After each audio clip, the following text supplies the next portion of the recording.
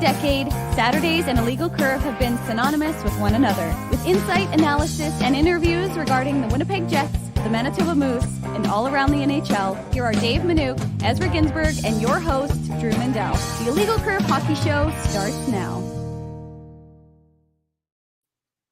Good morning, Winnipeg. Good morning, Manitoba. For all those joining us live on all of our social media platforms, including YouTube, Twitter, Facebook, and anything else under the sun that I may not know of, we say good morning, universe, and welcome to the Illegal Curve Hockey Show with Dave Minuk. With Ezra Ginsburg, I'm your host, Drew Mindell, here for the next couple of hours talking about everything to do with the Winnipeg Jets, the preseason having come to an end on a victorious note last night in Calgary.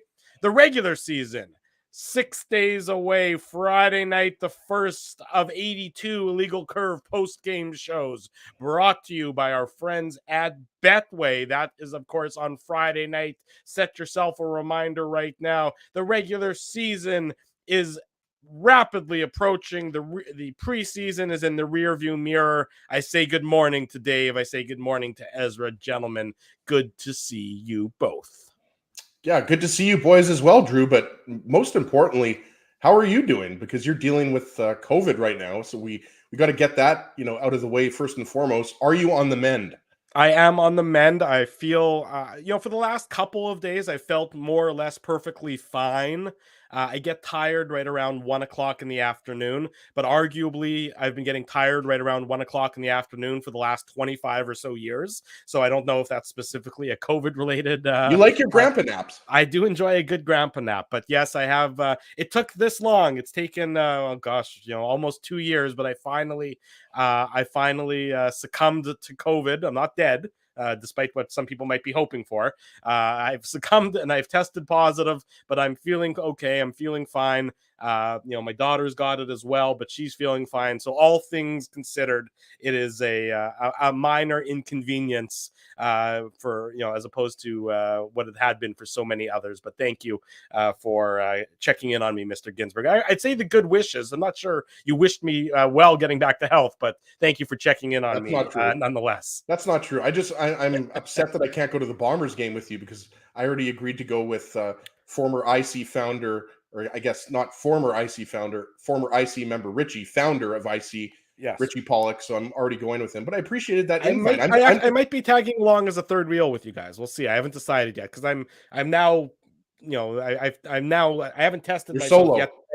But I know that it's been enough days, and I'm we'll pick you up, Drew. You can go in the trunk.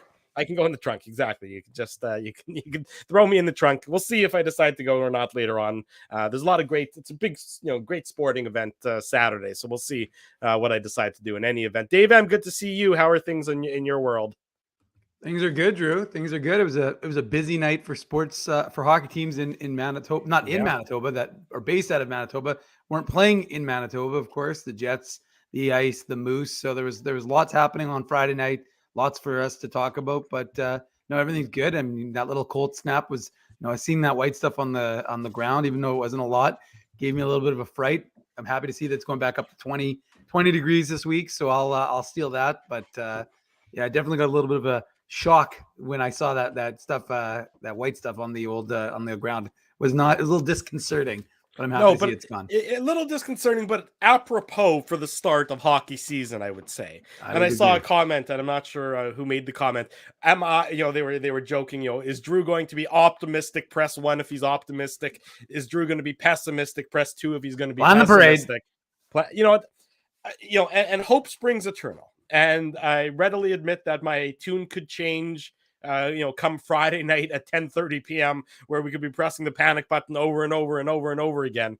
But as the exhibition season comes to an end, and as you look at the Jets' performance on the ice, and albeit you can't take a lot of stock in preseason games, but as you read everything that's coming out of the dressing room, and as you hear what the players are saying, and as what you hear what head coach Rick Bowness is saying, I do feel, I would say, optimism regarding the upcoming season. Now, the Winnipeg Jets are not a Stanley Cup contender. That's not me being pessimistic. That's me being realistic, looking at their roster as compared to those of the upper and highest echelon teams in the league. They're just a step behind them. They are, maybe 2 steps.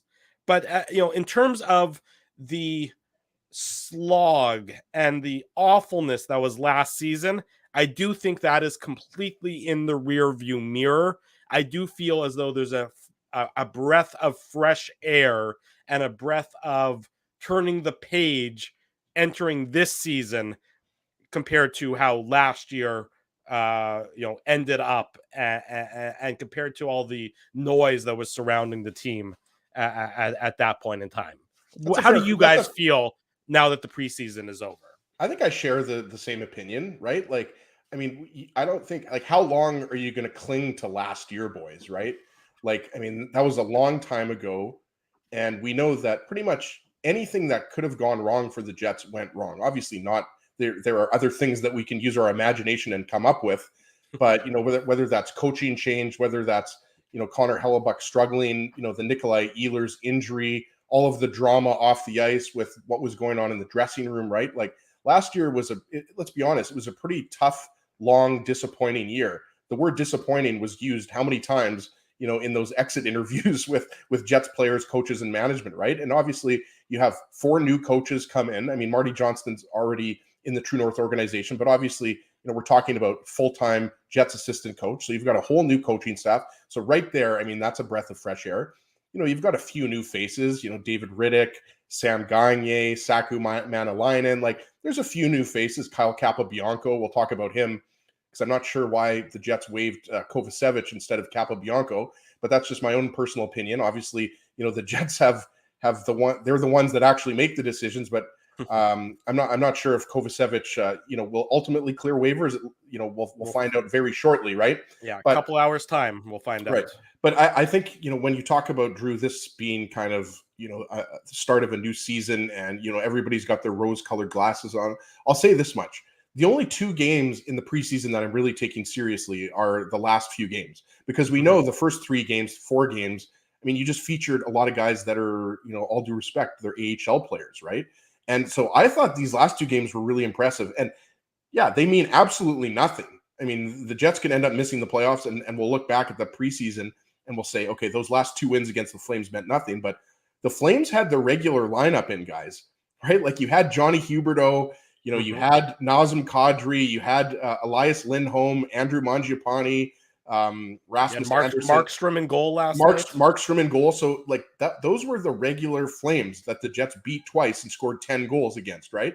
Mm-hmm. So you got to start off with, how good Scheifele, Connor, and Ehlers looked. I mean, they just looked like they're in midseason form in those last 2 games against the Flames. And, we'll get into the defense and whether Ville Heinola, has cracked the Jets opening night roster. I think it's going to be, tough for him. It looks like Logan Stanley might be in the top 6 for that first Jets game against the Rangers. But again, we'll get into that. But yeah, I'll just say that those last 2 preseason games against the Flames, including last night's 5-3 win, were really impressive. Even though the Jets were badly outshot, I mean, they were scoring goals, and that's what we've said all along. I mean, the Jets' top 6 is set in stone. We know who's going to get the majority of the goals, but I mean, you love to see that, and you also love to see David Riddick getting a shutout against his old team. Dave M, similar question, preseason, rear view mirror, it's done with.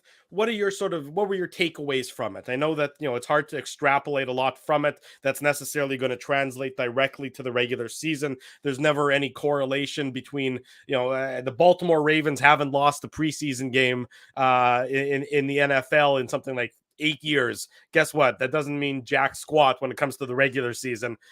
That said, what are you taking away now that the preseason, now the training camp is done and the games for real are rapidly approaching? Well, I mean, I think that there's a few things that you can take away. I think Cole Perfetti sure looks like he's, ready to be that top 6 guy that we've been thinking that he was going to take that jump and do that this year. And he's taken some significant contact twice now in the last 2 games. He's taken hits in the numbers and gotten up, and that's significant because, with him, there is an injury concern. So, you like to see a player like that bounce back. You don't like to see him get hit like that, but you like to see him be able to bounce back and get back up and continue to play on and not really suffer any sort of significant situation as a result. And, he really has meshed well with his line mates. And that to me is, again, significant because I said this when the team lost Andrew Kopp, and we talked about this, I want to say about a month ago. And I said, look, Cole Perfetti offensively is better than Andrew Kopp. I think now, even, to be honest with you. And I think, but maybe not necessarily now, but he's close to Andrew Kopp level because he's got more talent. He's got better vision than Andrew Kopp. Andrew Kopp, of course, is a better defensive player. But I said that, a combination of Cole Perfetti and maybe someone else, maybe a Sam Gagner or Morgan Barron, could produce the kind of points that you lost with Kopp. I think actually Perfetti, if he can stay healthy, can actually produce more than Kopp does. So I think that's a significant element. I think that, you saw some guys that I'm a little surprised that the Jets waived Johnny Kovacevic yesterday. I thought Kyle Capobianco might have been a first choice. You always have to kind of thread the needle with waivers and trying to decide. And I think I saw something that said, like, there haven't been very, many waiver pickups. Now, a 24, 25-year-old right D, 6'5", mobile. Would a team take a risk on him? Possibly, but that's obviously a risk the Jets. Well, what about the Maple Leafs, right? Well, I agree. We talked about them last week with their injuries. Carl Dahlstrom's out for the season. Obviously, Dahlstrom's like a number 8 or 9 defenseman, but that's kind of what, Johnny Kovacevic is, right? Like, he's kind of that 7-8 defenseman with the Jets. Yeah. And honestly, sorry, I was just going to say, Dave, the reason why I was surprised it was Kovacevic over Capobianco. Capobianco is a guy that, he's had. I forgot Capobianco was still hadn't been waived already. Well, he's 25, 26 years old, right? I think he's 25, and he's played a little bit with the Coyotes, and he's a NHL defenseman. There's no doubt. But I just thought, you would pick Capobianco over Kovacevic, Dave, because I would think that there's a better chance that Kovacevic would be claimed over Capobianco. That's why. But we'll see. Hopefully, Kovacevic clears waivers, and he'll be able to head down to the Moose.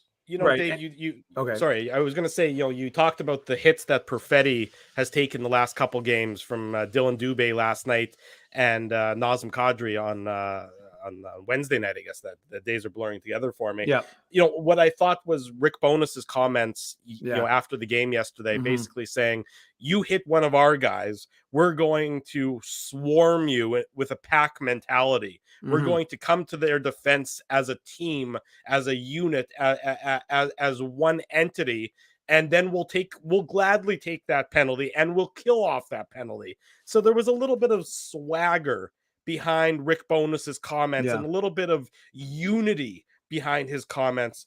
Look, coaches have a shelf life. We know that. But what's becoming increasingly clear to me after this training camp is that Paul Maurice's shelf life had expired before last season began. You can see the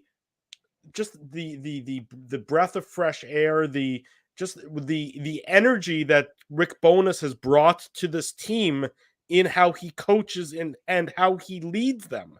And you can see that, and it's almost translating, I think, through the team's performance, albeit preseason, on the ice. Mark Scheifele had a shorthanded goal last night, guys. Yeah, I know. Mark Scheifele's been playing, he also played about 2.5. Exactly. He played about, I want to say, I'll have to check it here, but I think he was like on penalty kill for about 2.5 minutes. Hold on, I'm pulling it up right here. Right. Mark Scheifele, 2.5 minutes, pretty close. 2 minutes and 34 seconds. So you're right, and it's just preseason, guys. But you saw there was I think it was Josh Morrissey moved up. Mark Scheifele went back and covered for Morrissey. It's not like that's the first time Scheifele's done that in his NHL career, but he wasn't doing that a lot last year, right? All due respect to Scheif. So, you like to see, I agree with you, and it's a different message. You can see how the team is being coached now. The team is being coached. Last year, and this isn't me trying to to shit on Maurice or anything anymore. What's been done is done. It's just clear that he had sort of abdicated coaching responsibilities. He was behind the bench, but he wasn't really coaching. It was the team was running itself and was running itself into the ground last year. You can see the difference in the impact already that Rick Bonus has made, and that's my sort of main takeaway from the preseason is that Rick Bonus is in charge It's not the dressing room that's in charge, and that is going to, I think, that's going to translate significantly in what should happen on the ice. And I also like, Dave, that, probably for the first time in several years, maybe 3 or 4 years, there's a real serious battle going on, for those last few forward spots, right? Like Morgan Barron was obviously in the lineup yesterday. I mean, Saku Manalainen, I think all of us agree that there's a good chance that he's on the opening night roster. I'll be honest, Manalainen was a guy that I didn't really have high expectations for. He had a cup of coffee in the NHL, but he's been in Finland. And I think I speak for most of us, here and watching and listening on the podcast. Not many of us watch, the Finnish league on a regular basis, right? So, I mean, obviously he came over because he thought there was an opportunity with the Jets. And I think he has taken, I mean, it's not set in stone, but I mean, look, he's one of the remaining 25 players. So he's just got to really beat out, one or two guys. I mean, I think the 13th forward right now is probably Dom Toninato, Dave. I think you'd probably agree with that. And then Barron starts with the Moose, which doesn't mean that necessarily Barron.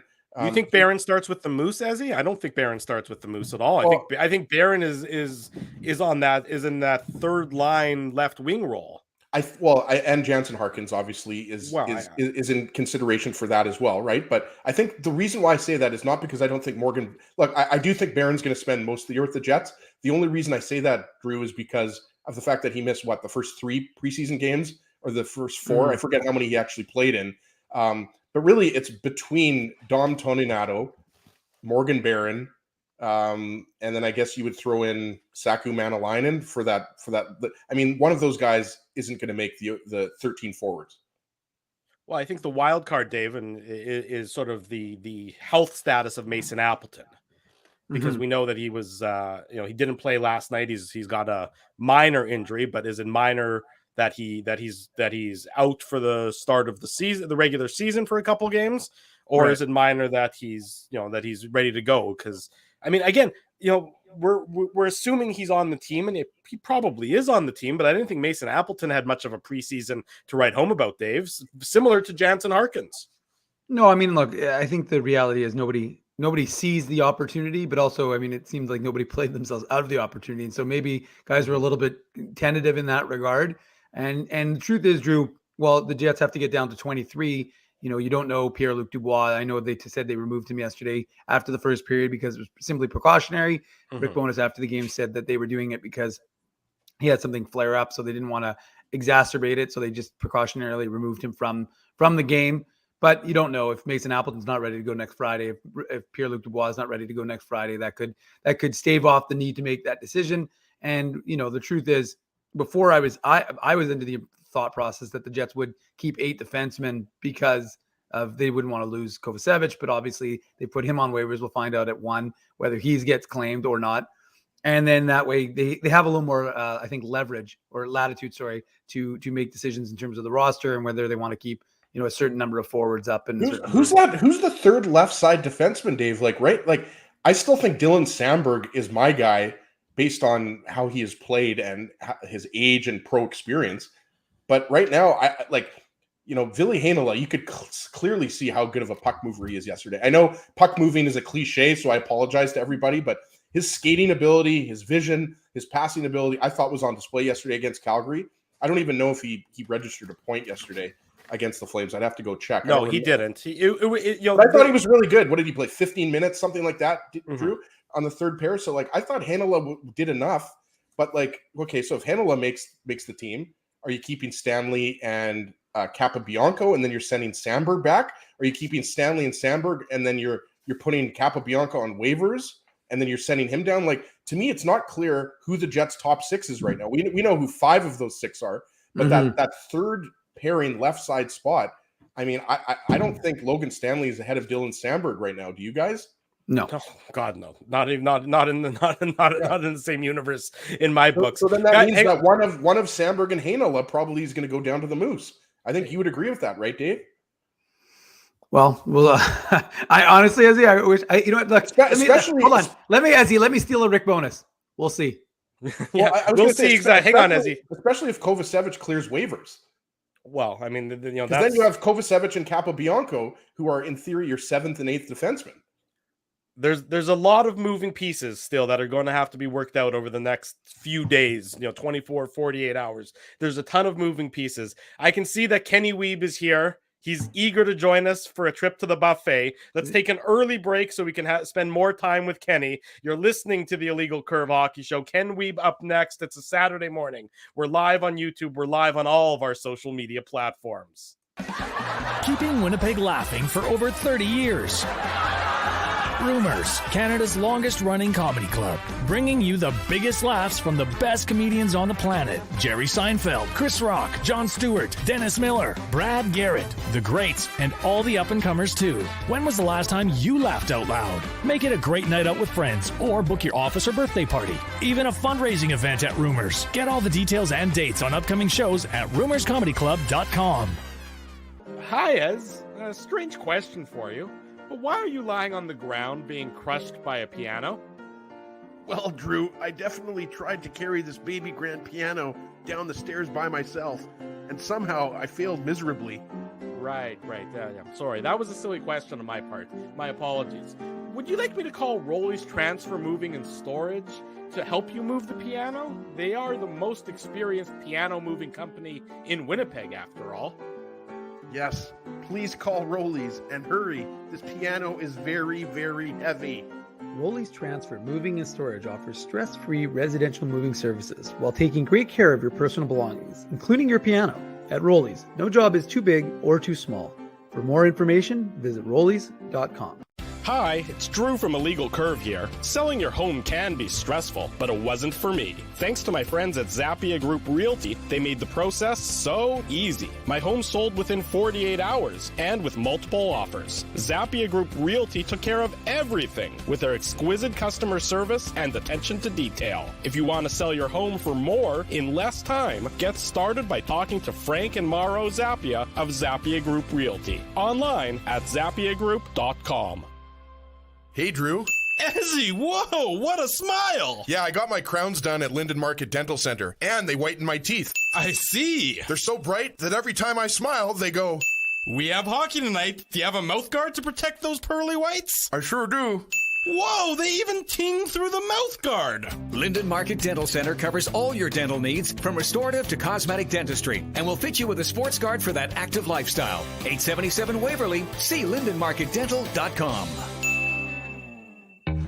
So you're a pizza person, you married a wing person, but somehow your kids are salad people. You can't pick your fam, but you can pick your BP meal deal, starting from $18.99 for takeout or delivery at bostonpizza.com.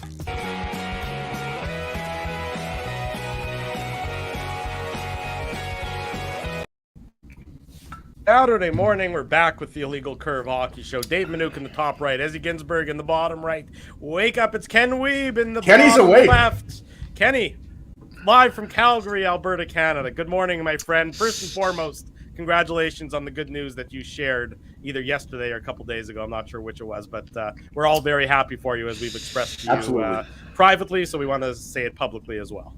Yes, thank you very much, fellas. Really appreciate the well wishes. It's been an interesting road. I know being laid off or having a station closed is something that we would share in common here, but perseverance has brought us to a great place, and happy to be in more of a full-time role with Sportsnet here moving forward. And yeah, really appreciate it. And hey, I came on early. Very simple. Anytime you hear an exacerbate in the first segment of the show, it's time to jump on the air a little bit early. Drew, you had used a very good phrase that when I was brushing my teeth that I was impressed by, but when exacerbate was used by David, I've already forgotten the one that you had. It was one that I appreciated. I'm going to remember it, but right now Dave has the floor because he's used the best word so far. That's a Scrabble special right there, exacerbate.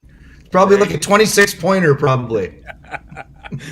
Dave, that's pretty much mic drop. You can leave for the rest of the show. Yeah, I'm done. I'm out. Dave's out. Thanks, guys. Leave on a high point there. Kenny, you're in Alberta. You're at the game last night. You're going to travel with the team for the next couple days worth of training camp up in, or I guess it's practice at this point in time. It's not quite training camp as they head up to Banff for a little bit of team bonding and things of that nature. You heard it. I was saying to Dave, I was saying to Ezzy, the sort of our main takeaways from the preseason and from training camp. What were your main takeaways? Did you have one sort of North Star that you thought stood out more than anything else over the course of the last few weeks? Engagement, guys. I know that I don't fully share your view on Paul Maurice having checked out and not coaching, but what I have seen more than anything else over the last 5 or 6 or 7 training camps, I would say the first full training camp with Maurice, you had this level of engagement. You had a very much a conditioning camp. We heard a lot about country club kind of attitude or whatever that was kind of washed away with Maurice's arrival. But with the installation and implementation of these new aggressive systems, you've seen players engaged with head coach Rick Bowness and the aforementioned assistants almost every minute on the ice right now. And it's not because there's confusion. There is a very direct path towards how the Jets are going to be asked to play hockey this year. And what you also mentioned earlier, Drew, that I agree 100% with, is this group now is ready to be coached. I don't think they didn't want to be coached previously, but until sometimes you have disastrous results, you don't realize that you're actually ready to be coached. So, and no better example than Mark Scheifele. I mean, 2 years ago, if a head coach in a mostly meaningless preseason game had stepped to the podium and questioned Mark's shift length, he probably would have shaken his head and said, "What's wrong with this guy? This is my first game. I'm just trying to get out of summer hockey mode. I'll get my shift length down." Instead, what you heard from Mark Scheifele was that, yes, Rick Bowness is right. My shifts are occasionally too long, and we as a team need to take pride in that. And the reason I reinforce the word "we" is that because it was not a word that was used very often in the May 1st press conference, which was filled with the letter I. And to me, that shows that Mark Scheifele is fully invested. He has taken ownership, is a big word that we've heard this year about the group. And this is not a knock towards Mark Scheifele's year-end meeting. That word disappointment that you guys mentioned earlier, disappointment causes frustration, and frustration causes words to be used that reflect around the individual rather than the overall team. So we understand Rick Bowness's view on this, sitting in an office in Dallas before his situation was, let's use whatever word we use. We agreed to part ways. Okay, perfect. Rick Bowness heard a guy who wants to win. And yes, I heard that also. But the troubling part for me with that, I wouldn't even call it a rant, but that, podium appearance, was that it wasn't as directed around what was best for the team and what I would have wanted to hear Mark say, having not been sitting in his shoes and been as frustrated as him, having gone through what he went through as a player, was I wanted to hear how Mark Scheifele planned to get the Jets to a better place. I'm hearing that loud and clear. He's been screaming it he's been politely saying it, but it's been amplified through a megaphone because this is how leaders speak and act. He's reinforced his words with action. You could tell already at the Manitoba Open that Mark was in a better place mentally. He had a couple months away from the game. He'd had an incredible summer of training. He's jacked and ready to go. He knows what's at stake, not only for him, but for this organization. He's come back with a sunny demeanor. This is a guy who loved hockey as an 18-year-old and for much of his 20s. But the last couple of years, Mark has not enjoyed talking about hockey. And now he's at the point where he knows that in order for his career to take the next step, he needs to be coached. And he is open to being coached. And he's acting like he's being coached because we're all seeing the improvement. And you're right. It doesn't matter one iota if he doesn't do it during the regular season. But I have seen no signs that Mark Scheifele was like, "Hey guys, I'm doing this for 3 games in the preseason and then peace out, I'm on my own plan." That's not happening. That's not happening. Kenny, sorry, I thought maybe that you were taking a little bit of you were continuing at the buffet, but you took a little bit of a break there, though. I love it. Just continuing with Scheifele, because there's so many players that we got to talk about. I'm sure that the defense is going to come up shortly, either with Dave or Drew, and we'll get into Ville Heinola and Johnny Kovacevic being placed on waivers. But just continue with Scheifele, and specifically shorthanded, and that was a beauty goal, like a beautiful sauce from Kyle Connor on that shorthanded goal, the Jets' fifth goal, for those who weren't watching the game last night. Do you think that he'll be used, throughout the season on the penalty kill? He's played a little bit on the penalty kill, we know that, but it's not something he's done on a night-in, night-out basis. Do you see that continuing? And overall, what have you thought about his play? Because to me, the last couple games, especially against the Flames, we're looking at the old Mark Scheifele, which is a good thing, obviously. I would say we're even looking at a new and improved Mark Scheifele, as quite frankly, but all of those qualities are there. I don't think he's going to be in the regular rotation on the penalty kill. I mean, Rick Bowness for once actually showed his hand without a will see, because he was ready to publicly declare that when there are face-offs on Mark Scheifele's strong side, occasionally he will be jumping over the boards to take the face-off. And that doesn't mean he's taking the face-off and jumping off the ice. I do think he'll be used in that situation, and he'll be used when the Jets are chasing the game. I mean, when you're down a goal late in the game, you may see him coming up and they may shift the pairings a little bit.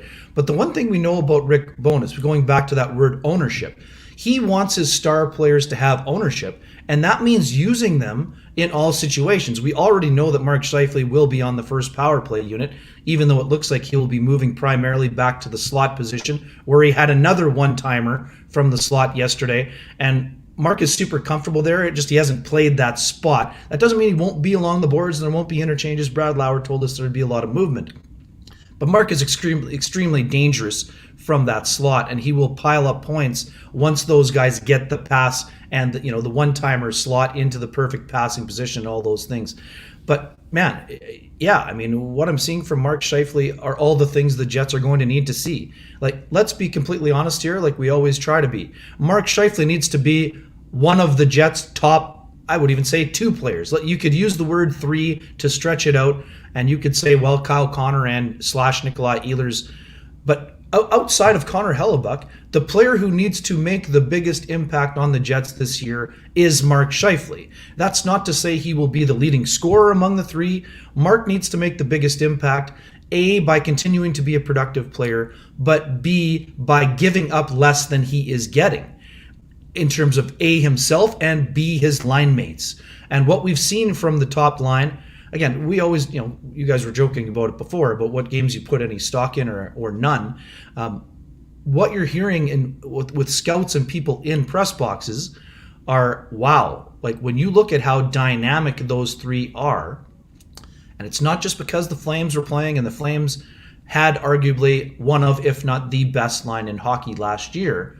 Those three players, if they are able to take care of the defensive end of things and score at the rate we expect them to, based on A, what they can do off the rush, B, what they can do, on the cycle, and C, what they will do on special teams, which have been clicking at a miraculous rate despite not much work being done with them in the preseason. I mean, you literally have three guys that could be between 80 and 100 point players. You could have a guy that is at or over 50 goals. You have a second guy who will be over 30 goals for the first time this year. And you have a centerman who can pass and also should be in the 30-plus goal range. I'm not great at math, guys, but if you're looking at 30, 40, and 50, that's a big number to be produced by three players who could be playing 120 could be playing on one line. And yes, there's some rounding up and some rounding down, Ezzy, but I carried the two. Yeah, perfect. See, that's why I leave the accounting to you guys. The receipts I keep, but you can do the accounting. But just call me Erwin R. Scheister. That's a very good wrestling pull right there. I'll see if I can find a way to work a Mr. Saito into the equation after Erwin R. Scheister. But yeah, I mean, he's been good. Like, The shortest answer is he's been good. He's been doing all of the things you need to see. I know you referenced the covering up for Josh Morrissey earlier. You've seen ample examples of back pressure, and that goes back to coaching, Drew. This is my argument. There's no chance in you-know-where that Paul Maurice did not want these players providing and applying back pressure, but you almost never saw it because the commitment level wasn't there. So the ask is the same, but how the delivery is being brought forth is different, and it's clear already. Now, again, we're in the honeymoon stage, the new car smell, all of those things, no adversity. But right now, not only are the Jets hearing the message, they are applying the message, and it's producing and yielding results. Yeah, you guys are right. I mean, the shot totals were too high for David Rittich and Connor Hellebuyck. But the high danger quality is being reduced. And what did we talk about going into the year? The Jets need to be better structurally, but they can't be giving up 10 to 12 from the home plate area every night. Otherwise, Connor Hellebuyck will not provide Vezina-level goaltending, even if he is standing on his head, right? So what we're seeing is, like, David Rittich the other night, excellent game. He had some opportunities where he had to go post to post. He had very good reads. His movements were quiet in the net. He was very square to the puck. And then he tossed in a couple of athletic saves for good measure, a couple of backdoor specials. Hellebuyck, excellent yesterday again. I mean, late goal, who cares? That game was not in question. A little bit of a breakdown created basically a backdoor tap for Nazem Kadri. But, I mean, if the Jets reduce... There have been games like the Edmonton game, I mean, again, lineup notwithstanding, like 15 to 4 in shots. I mean, they have not been giving up a crazy number of high volume, high danger chances. And let's not forget, Connor Hellebuyck likes work, and not just as a workhorse. Some of Connor Hellebuyck's best work are in his 35 to 40 and even going up to that San Jose game 4 or 5 years ago, whatever that number was, when it was 51. I mean, this guy likes to be active and busy. And while I've stepped to the buffet, I've left a few shrimp tails for Ezzy. There's a few shrimp tails left for you at the back. Don't worry, there's another order coming out. Hellebuyck obviously spent time on his puck handling in the offseason. He's handled the puck way better. Again, it's only the preseason. But if you're a Jets fan and you've wondered about some of the wandering and the adventures, he has cleaned that up, at least so far. I've been impressed. He's actually not just going on the easy plays, the routine. He's made a couple of really smart plays that have led to easy exits and breakouts. So for me, if you're a Jets fan and you've watched this preseason, the Jets are giving up less when it comes to high danger, and Connor Hellebuyck has worked on one of the few weaknesses in his game. So the other thing too, guys, I mean, I think Connor Hellebuyck, we debated not we as a quartet, but we as the royal we debated Connor Hellebuyck's numbers last year. The raw numbers weren't good. I mean, that's just a fact. I mean, his goals against was too high and his save percentage was too low. But that's not to say it was all Connor Hellebuyck's fault. It was not his fault whatsoever. He just didn't play at a superhuman level. I think Connor Hellebuyck is going to have a Vezina caliber year. And if that happens, that is one of the 3 tenets that is required for the Jets to be a playoff team. I mean, it's probably the most important one, but it's the one that is easiest to obtain because we've seen him do it before on multiple seasons. Ken Wiebe is our guest. Saturday morning trip to the buffet. We're watching the. I feel like I'm on like Grapes Keniston right now, going up to that buffet as a kid.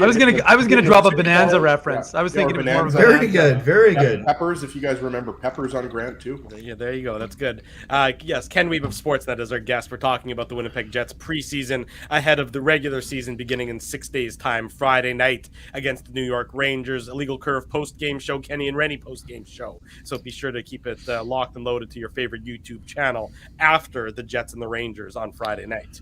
Well, Weber, speaking of the buffet, I mean, you wrote an article for Sportsnet called 6 Things That Stand Out ahead of the 2022-23 campaign.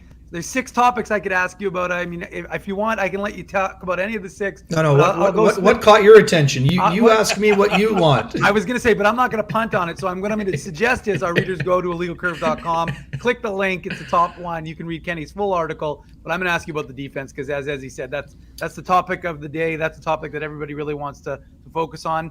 Someone unexpected that Johnny Kovacevic. I know he maybe didn't do enough in preseason potentially to earn that spot. Maybe the Jets made a calculated decision thinking that the waiver wire would be that's the optimum time to send him down. But how do you see really the battle on the left side? Because that's what everybody's focused on for that 6th and final spot. We know the top 5, but for the 6th and final spot, how do you see that playing out to start the regular season? Yeah, man, you already used the line that I wanted to use, Rick Bowness's line. We'll see. I mean, honestly, I wrote it in the column. I mean, spoiler alert, I'm not sure the Jets know today who is in the 6th spot. And people may seem like it's strange, but honestly, what happens in the 4 practices, the 3 in Banff and the 1 on Thursday in Winnipeg, could still, I think they have a very good idea of which way they are leaning. But right now, to me, it is not a clear and decisive winner, which means it could depend on the opponent. I mean, we often talk about that in other sports, but I honestly feel the Jets are going to tailor their lineup on occasion early in the year based on their opponent. And this is one thing that I always like to remind people. We always get so stuck in the mud when it comes to opening night. Opening night is one night of 82. It is an important night, yes, but this competition is ongoing. It's not like, hey, thanks for playing. See you in 3 months. Like, you may be required to play the second game due to poor play, injury, or something else, whether that be a trade or something unexpected. So, hey, the true answer, David, is that it doesn't matter who the 6th defenseman is today. Who's the 6th defenseman on October 30th in Las Vegas? Who's the 6th defenseman in February? I mean, we don't know the answer to any of these questions. I do think that we've seen a couple of clues. If Rick Bowness wants the Jets to be more active, and if he wants to go from 24 to 40 plus goals from the defense, then Ville Heinola has to be the front runner. That doesn't mean he has the job. It doesn't mean he keeps the job. But if you're looking at that skill set and the aforementioned skill set that, as you mentioned, the vision, the speed, and the skating ability for clean, like what was one of the biggest problems the Jets had last season? Clean exits. So you know who provides the cleanest exits of those 3? Ville Heinola. But Ville Heinola also carries the largest amount of risk, and as most young players are, they make mistakes. All 3 of them are going to make mistakes during the course of the year, but what is the level of risk attached to those mistakes? That is what the coaching staff and the management staff, when they sit in the room at Banff and are debating what their plan is, A, for the roster and B, for opening night, those are the discussions that are going to be held. Ville's ability to run the power play is obviously a factor that those 2 other players do not have. But the Jets do also have players that are capable in that role. They may not have the high ceiling on the second pairing that Ville Heinola has, but they have the skill set with Nate Schmidt and Neil Pionk, and obviously Josh Morrissey, who will be running the first unit. So I'm not 100% certain. I think there have been times, David, you would agree with this. I'm not going to put words in your mouth, but I am. I think Dylan Sandberg has shown flashes of the player who looked very comfortable as an NHLer last year. Yeah. And I would also say Dylan Sandberg showed flashes of the series with the Milwaukee Admirals, where I wouldn't say he played poorly, but he was on the ice for an inordinate amount of goals for a top pairing. You just didn't expect that to happen to Sandberg and Kovacevic. There were times when their reads were slightly off. And again, there were times when that was the forward's fault. But when we went into that series, we would have expected that pairing to be scored on the least, and they were scored on the most, which was very baffling in a series that was tightly contested. And that, again, that's not putting blame on those guys. But what I've seen from Sandberg have been a lot of moments where I'm like, this guy's ready not only to be an NHLer, but to potentially be on the second pairing with Neil Pionk. And then there have been a couple of other times where his read was correct, but the execution was a hair late. I'm thinking of the one goal that the Oilers scored early, the Reinhart goal. He made the right read to get to, it wasn't Virtanen, it was another right-handed shooting forward. Used to play for the Sharks, Gambrel, right? Was it? I was going to say Evander Kane. No, Dylan Gambrel. I think he poked it past him, right? So he made the right read, but he didn't get there fast enough to seal.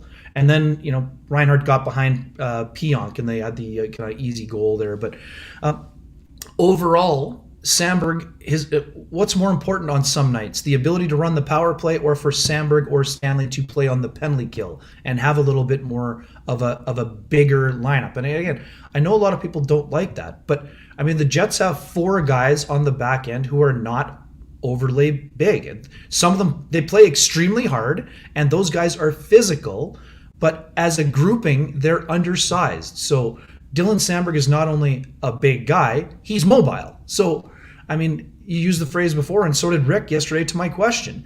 Nobody has played their way out of the competition, but that verbiage and phrase only matters for 3 more days because the decision must be made.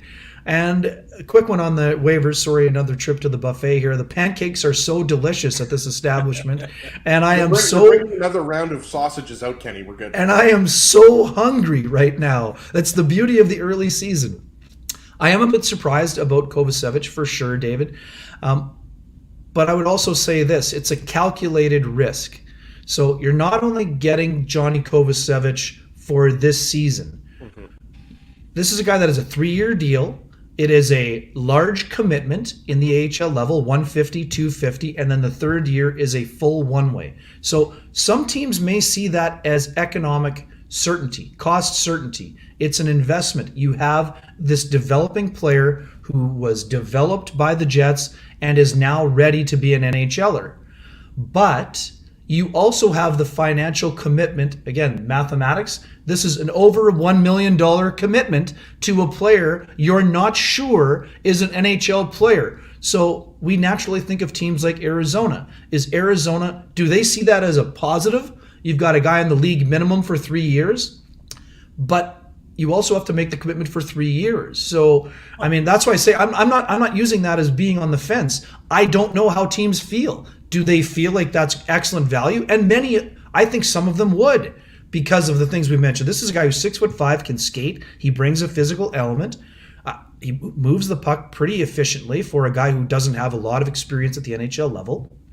I could see him fitting in with a team, but I could also see a general manager saying, oh, well, it's a 3-year deal. What if it doesn't work out? I mean, the other part, too, about waivers, people sometimes forget that if it doesn't work out for that team and he's put back on waivers and not claimed by any other team, the Jets would have first right of refusal, and then only the Jets can send him to the American Hockey League afterward. So I'm very curious, and I know, as you talked about Capobianco, this doesn't even...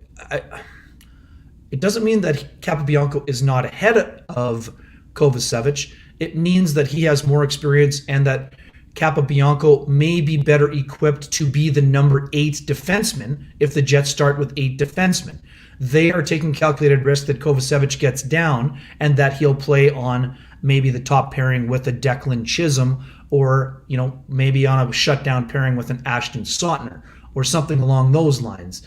It also means, I think the reason Scheifele didn't put both on at the same time is for the off chance that both would get claimed. And then all of a sudden you go from having all of this depth to saying, holy smokes, what happened to my number 8 guy? Now they're trying to pluck somebody. And isn't a big part of this that you, at the very least, you want to have one of those 2 defensemen, Kovacevic or Capobianco. You would rather have them as your 7th defenseman in the press box as opposed to having 2 younger defensemen, whether that's Heinola and Samberg, or whether that's Samberg and Logan Stanley. I would still say is a young defenseman, right? So you got to think that's a big part of the thinking of Chevy to not put both of them on waivers, right? Yeah, no, bang on, Ezzy. That's 100% correct.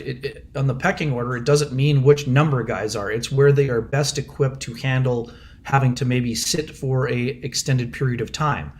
What do we know is a certainty? The Jets don't want Ville Heinola sitting in the press box. So although a lot of people would prefer him to be in the opening day lineup. If he's not in the opening day lineup and he's, only going to play at 1 out of 3 in the second game, then he is better equipped to be playing on the top pairing of the Moose for a week, 10 days, whatever the number is, until another guy is required, until you call him up again, right? I mean, I would say Ville was probably his steadiest. It was his quietest game. He didn't have any big offensive flashes, but yes, he was on the ice, and I think his read was a bit off along the boards on the Kadri goal that Toffoli got it across. But, I mean, it wasn't an egregious error. It was an error that ended up in the back of the net. But I thought he was steadier in terms of his positioning, things of that nature. But, Dave, to the original question, I don't know who the guy is. I don't think the answer is crystal clear yet.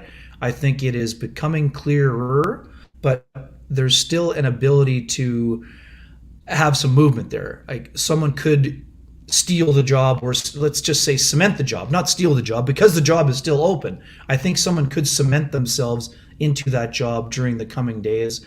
And I agree. I don't think anyone has cemented the job there either. And I know you guys were talking about the forwards before, and I know we don't have a ton of time left, but the forward job is still also open. Well, let me ask you that, Kenny. That's where I was going to go about the forward group. I mean, I'm reading your mind. That's why. Yes, I know. We're go. simpatico. Lockstep. You've guaranteed 120 goals from the top line. It was nice of you to do that. Let's take the over. Take the over. Let's say you get another. For argument's sake, let's say you get between 50 and 60 goals from Wheeler, Dubois, and Perfetti. I mean, roughly. I mean, whatever. The numbers aren't that important. Do the Jets have enough goal scoring in the bottom of the lineup as currently constructed? And then sort of as an addendum to that question, of the players who are in the running to be in that sort of bottom 6 of the Jets, who's the player you're keeping the closest eye on? Who's sort of almost that linchpin guy that you think could really make it have a determining factor, offensively on the success of this team this season? Sure, and one quick one. I'm with Dave for the majority of what he said about Cole Perfetti. He's definitely looking ready for a top 6 role. The assessment towards Kopp, I would caution you, David. One of those players has scored 20 goals at the NHL level. I love everything about Cole, the player. I'm not sure you can mark Cole down for 20 goals and 40 to 45 or 45 points this year. I think that would be an excellent year. Let's just remember Mark Scheifele at 20 years old. Yep. 14 goals, 34 points, I believe it was. So, although Kenny, in my defense, it's tough to do, is all I'm saying. I think Kenny's got the under. I think that Cole could be a 45 to 50 point player, but 20 goals is a hard number to reach at any time. I'm not sure he can do it at 20 years old, but I do think that he will be the shooter on that line. A lot of people wondering, oh, well, Wheeler's such a great passer, and you got Dubois pushing for 30 last year. I think Perfetti is going to be I would push the over on 14. I think he's going to be 15 plus, but 20 goals is a big number to hit. And Kopp, hit it in his 6th season or whatever it was. So his ceiling is definitely higher when it comes to his offensive ability. And the word processors are the same. Kopp's a little bit more slanted to the defensive side of the puck. But man, Perfetti has been great. I'm with both you guys. I mean, I am still befuddled at how that was not boarding. When you hit a player on the numbers, it's boarding. The refs too, it's boarding. I don't. We're sitting in the press box yesterday. Sorry, again, this is one last trip to the buffet here. When we see people going to the penalty box, Dylan Dubé is standing in front of the Flames bench. I'm like, did people forget who started this whole mess? What is happening here? I don't think there was intent, but I don't think that Cole Perfetti turned at the last second. He hit him squarely on the numbers. I mean, there's no other way to interpret that play. So, anyways, sorry about that. The forward group, I think that the player who can help the bottom 6 the most offensively is Adam Lowry. His second half was higher end than his first half. We know it was a challenging first half when it came to the points totals. I think Lowry can produce offensively. His minutes will be high. I mean, we know how Rick Bowness used Radek Fax's line. I would think that would be similar. Mason Appleton needs to be closer to the player from the North Division. I'm not saying he's guaranteed, don't, it's not the lead pipe lock for 12 and 50 or 14 and 56. Or sorry, 13 and 56. Like that's an 18, 19 goal pace. I mean, can he get there? I'm not sure, but he can be at the 14 goal mark that Brandon Tanev was when he was the motor on that third line.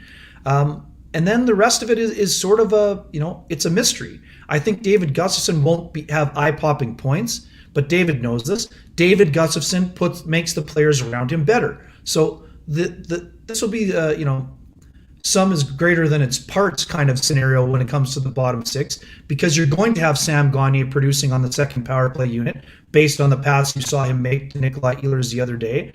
You're going to see, I think Saku Manalainen has won a job on the Jets. I would have him in my opening day lineup. And at again, the expense of who? Let me. Yeah, again, that's a great question. I know you guys were debating it before. Yeah. I don't know that they've decided. I don't know if it's Dominic Toninato. I know. Again, I'm not decided it though. You've decided it in your lineup. In my lineup, Menelainen is on the fourth line with Gustafsson and Gagner. Yeah. And that means and Ezzy, I know we've agreed on a lot of things, and you've done a great job of refilling the buffet. Well, I hear there's a butt coming. But you are incorrect on Morgan Barron. He is on the team. I mean, the only way he's not on the team is if they're scared of exposing one of those two players to waivers, as we've been talking about. But they put Toninato on waivers last year, and he cleared. So I don't think the Jets will be scared to put him on. But I mean, Toninato played his two best games when the pressure was highest. And I'm not just saying it because he had the great shoulder dip and goal. I mean, Toninato was active and involved. We know he kills penalties. Toninato is kind of the perfect 13th forward. But I don't think the Jets are going to have Toninato ahead of Jansen Harkins either and expose one of those players. I'm curious, too. We're all waiting on Johnny Kovacevic. What about a Matthias Janmark? What about an Andreas Johnsson? I mean, are these guys, you talked about needing more offense. I mean, Janmark isn't going to give you a ton of offense like he did earlier in his career, but Rick Bowness knows him from Dallas. He's a very good penalty killer. Forward, right? Yeah. Exactly. He can play center. He can play, don't want to jinx the Gus bus, but given the injury history, Janmark's a guy that has played center and wing. So, I mean, this is a guy at 1.25 that to me makes a lot of sense. But yes, he is a lot like what they have. But I think he's still. I think I see him as an upgrade to what they have in some of those roles because of his experience. So, do you have Harkins as your 13th forward then, Kenny? Am I quickly going through my head correctly? You have read the numbers correctly, okay, and here's the other thing. I mean, we have all been assuming 8 defensemen, but all of a sudden, especially if a claim is made on one of those guys that I talked about, all of a sudden you could see 14 and 7. Because of the ability to send down either Sandberg or Heinola on a temporary basis. Again, I'm not advocating for that. I'm saying that in terms of roster flexibility, that option will be one that is discussed just based on organizational depth. So I think it's still an open battle, and I think that. And Ezzy, I'm not saying that Barron has locked down the left wing position on the third line. He hasn't.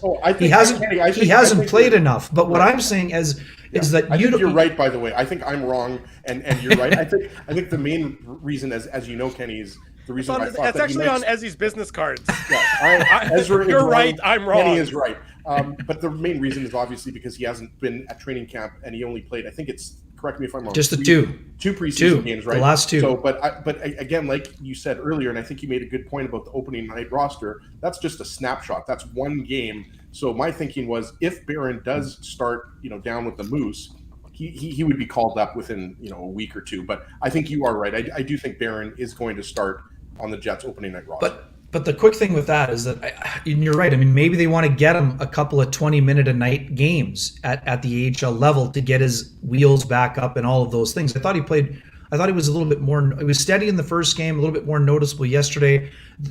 When Dubois went out, and guys, it is precautionary. I don't think this is a scenario where Rick Bowness is just saying that to back off the hounds kind of a situation.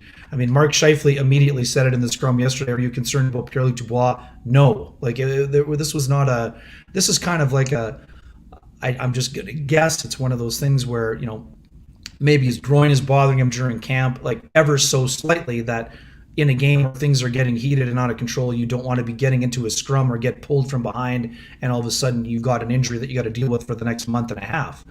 This was a thank you for your first period contribution. See you in Banff.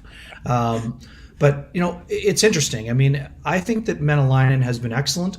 Why I think he is ahead of this competition is because of his situational awareness. This is a guy who's 28 years old. This guy is a finished product, and pun not intended, but but I think there's still some room for him to grow, but what he is. He's a guy who can, A, he can skate, B, he gets involved physically, C, he's a big, strong guy, he's got some offensive flair, and he kills penalties. Well, when Rick Bowness said you want to become a team that's harder to play against, having Saku Menelainen not be in your lineup does not make you harder to play against because of what he brings to the table. And this is a guy who knows it's his last chance for the NHL, and he wants to take full advantage because he's played in Liga and he's played in the KHL and he's had a good life. He wants to live the good life and be an NHL player. That is his dream. I really like what he brings to the table. He's a very, quiet guy.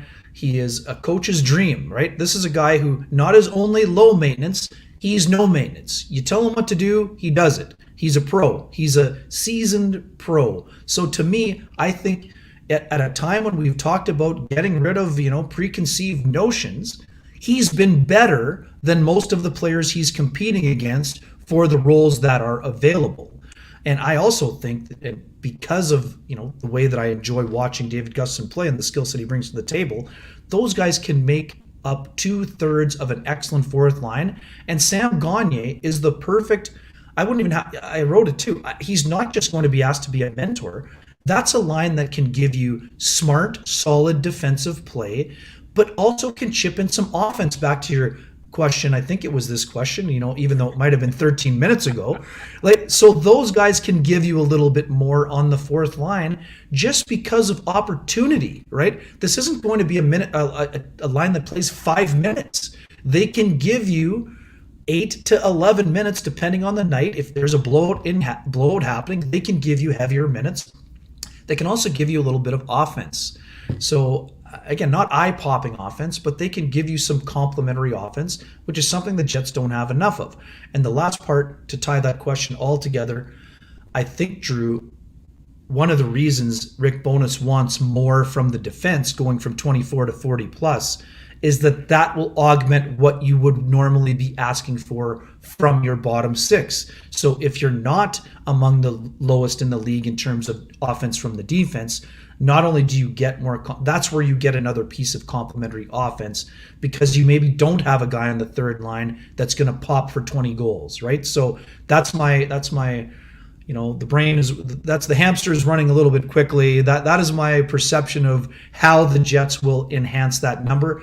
And the other way they're going to enhance their goal totals is on the power play. And boy, oh boy, guys, yes, we know it's preseason and a few teams are asleep on the wheel when it comes to the quick up, but this has happened more than once. Like, their quick ups have led to easy tap-ins on more than one occasion.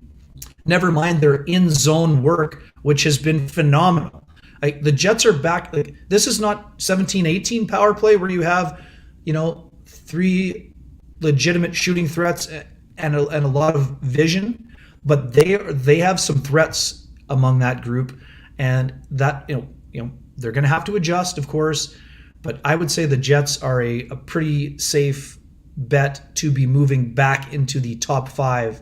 Or sorry, let's give them top 10 with the room to grow into the top 5 on the power play based on personnel and the new structure that's being implemented by Brad Lowry. In the immortal words of Lionel Hutz, does this look like a man who's had all he could eat? I think with that, the buffet is officially closed, Kenny. It's 10:05. That is a good one.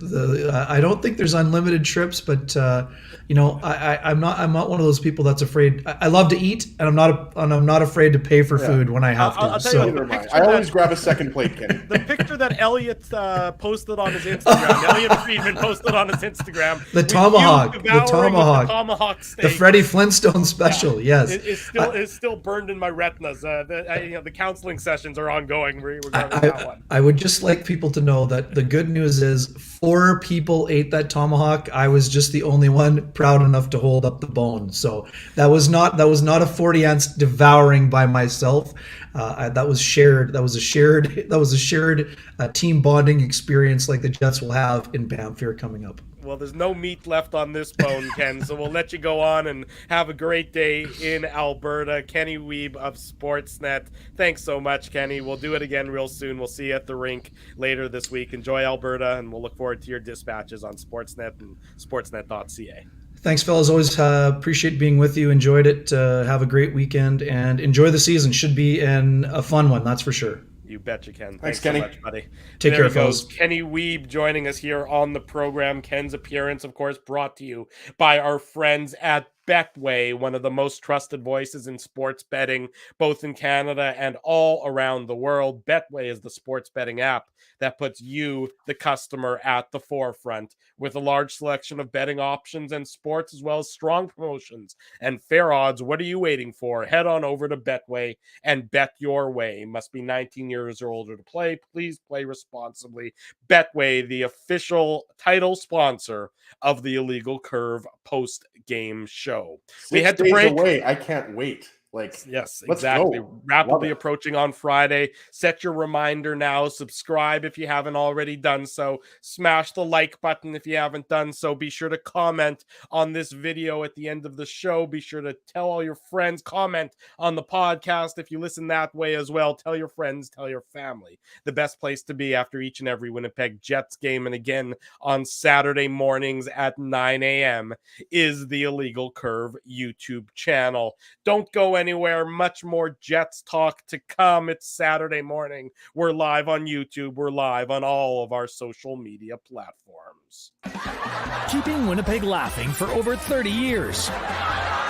Rumors, Canada's longest running comedy club, bringing you the biggest laughs from the best comedians on the planet. Jerry Seinfeld, Chris Rock, Jon Stewart, Dennis Miller, Brad Garrett, the greats, and all the up-and-comers too. When was the last time you laughed out loud? Make it a great night out with friends, or book your office or birthday party. Even a fundraising event at Rumors. Get all the details and dates on upcoming shows at rumorscomedyclub.com.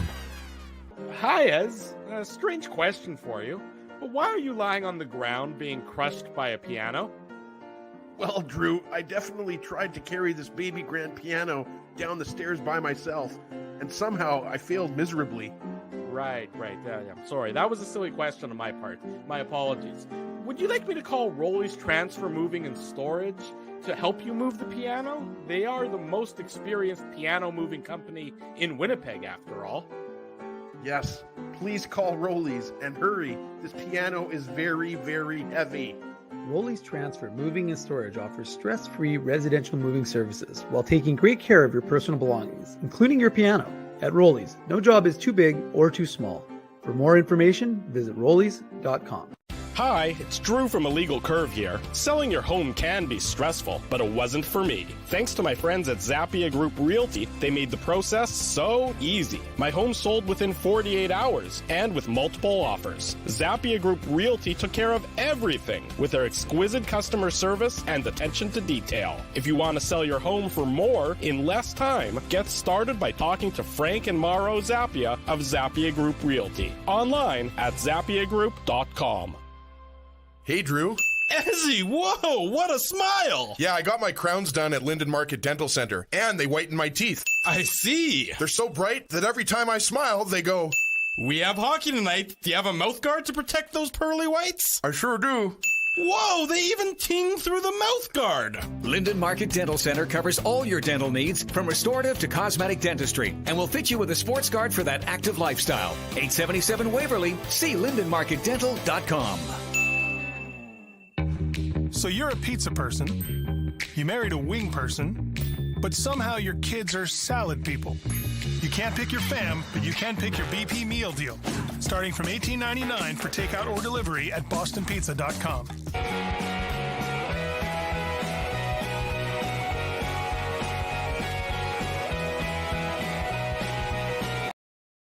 Saturday morning, welcome back. I wish I had as much energy as Kenny does. That was it's like the adrenaline is like coursing through my veins just after having that talk with Kenny. Dave, your mic is muted, so I don't know what you were just saying there, buddy. You're still muted, so keep moving your lips, and eventually we'll hear what you had to say. You're both muted. You are both muted. Is what is happening right now. In any event, we'll get these two chucklesfords talking momentarily if they can join us here on the show, if they can unmute their mics. I don't know. We seem to be having some sort of technical difficulties. Dave just pieced out.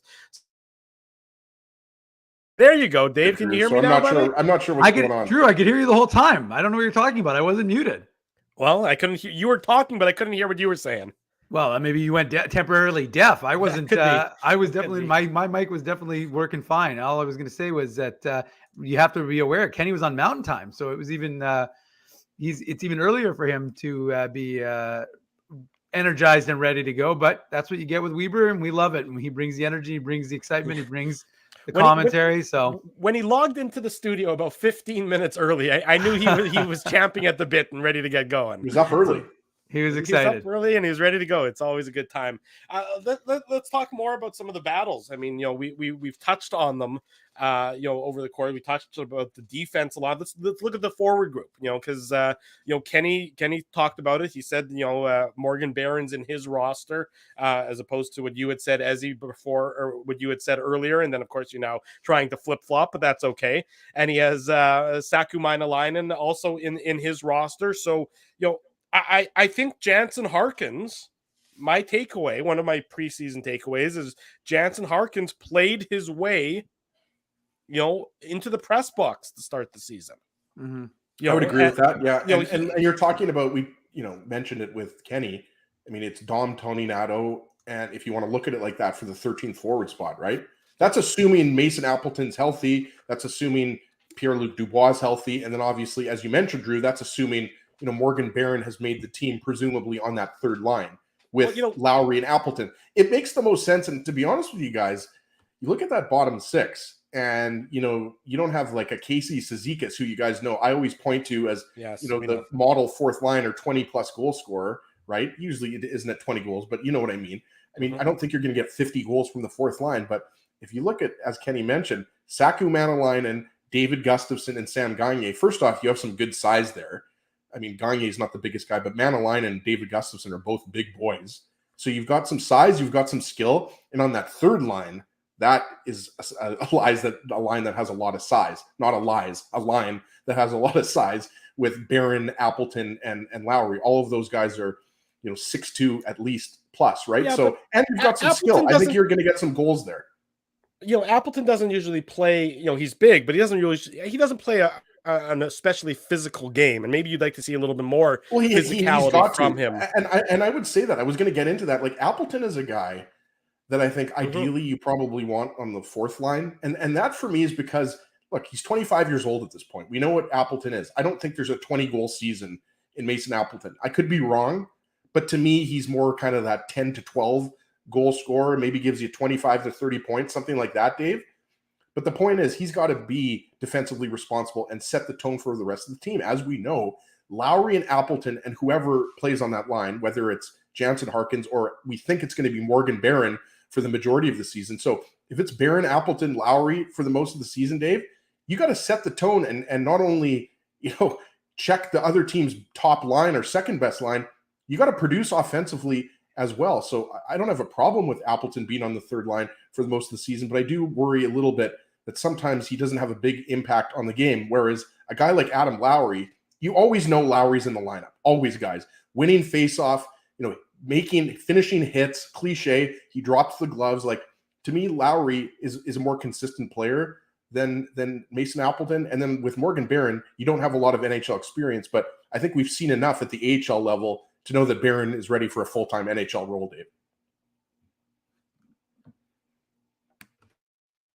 I don't think there's any question, Ezzy, that Barron, and like I talked about a lot, Barron was the the best forward in the Moose short playoffs last year, where they went out in 5 games against Milwaukee. But he was the guy who had the biggest impact. And we, Mark Morrison, the head coach of the Moose, talks about the idea of how impactful playoffs are and how important they are for development. And scoring as at a premium in the playoffs. And Morgan Barron had 4 straight games with a goal for Manitoba.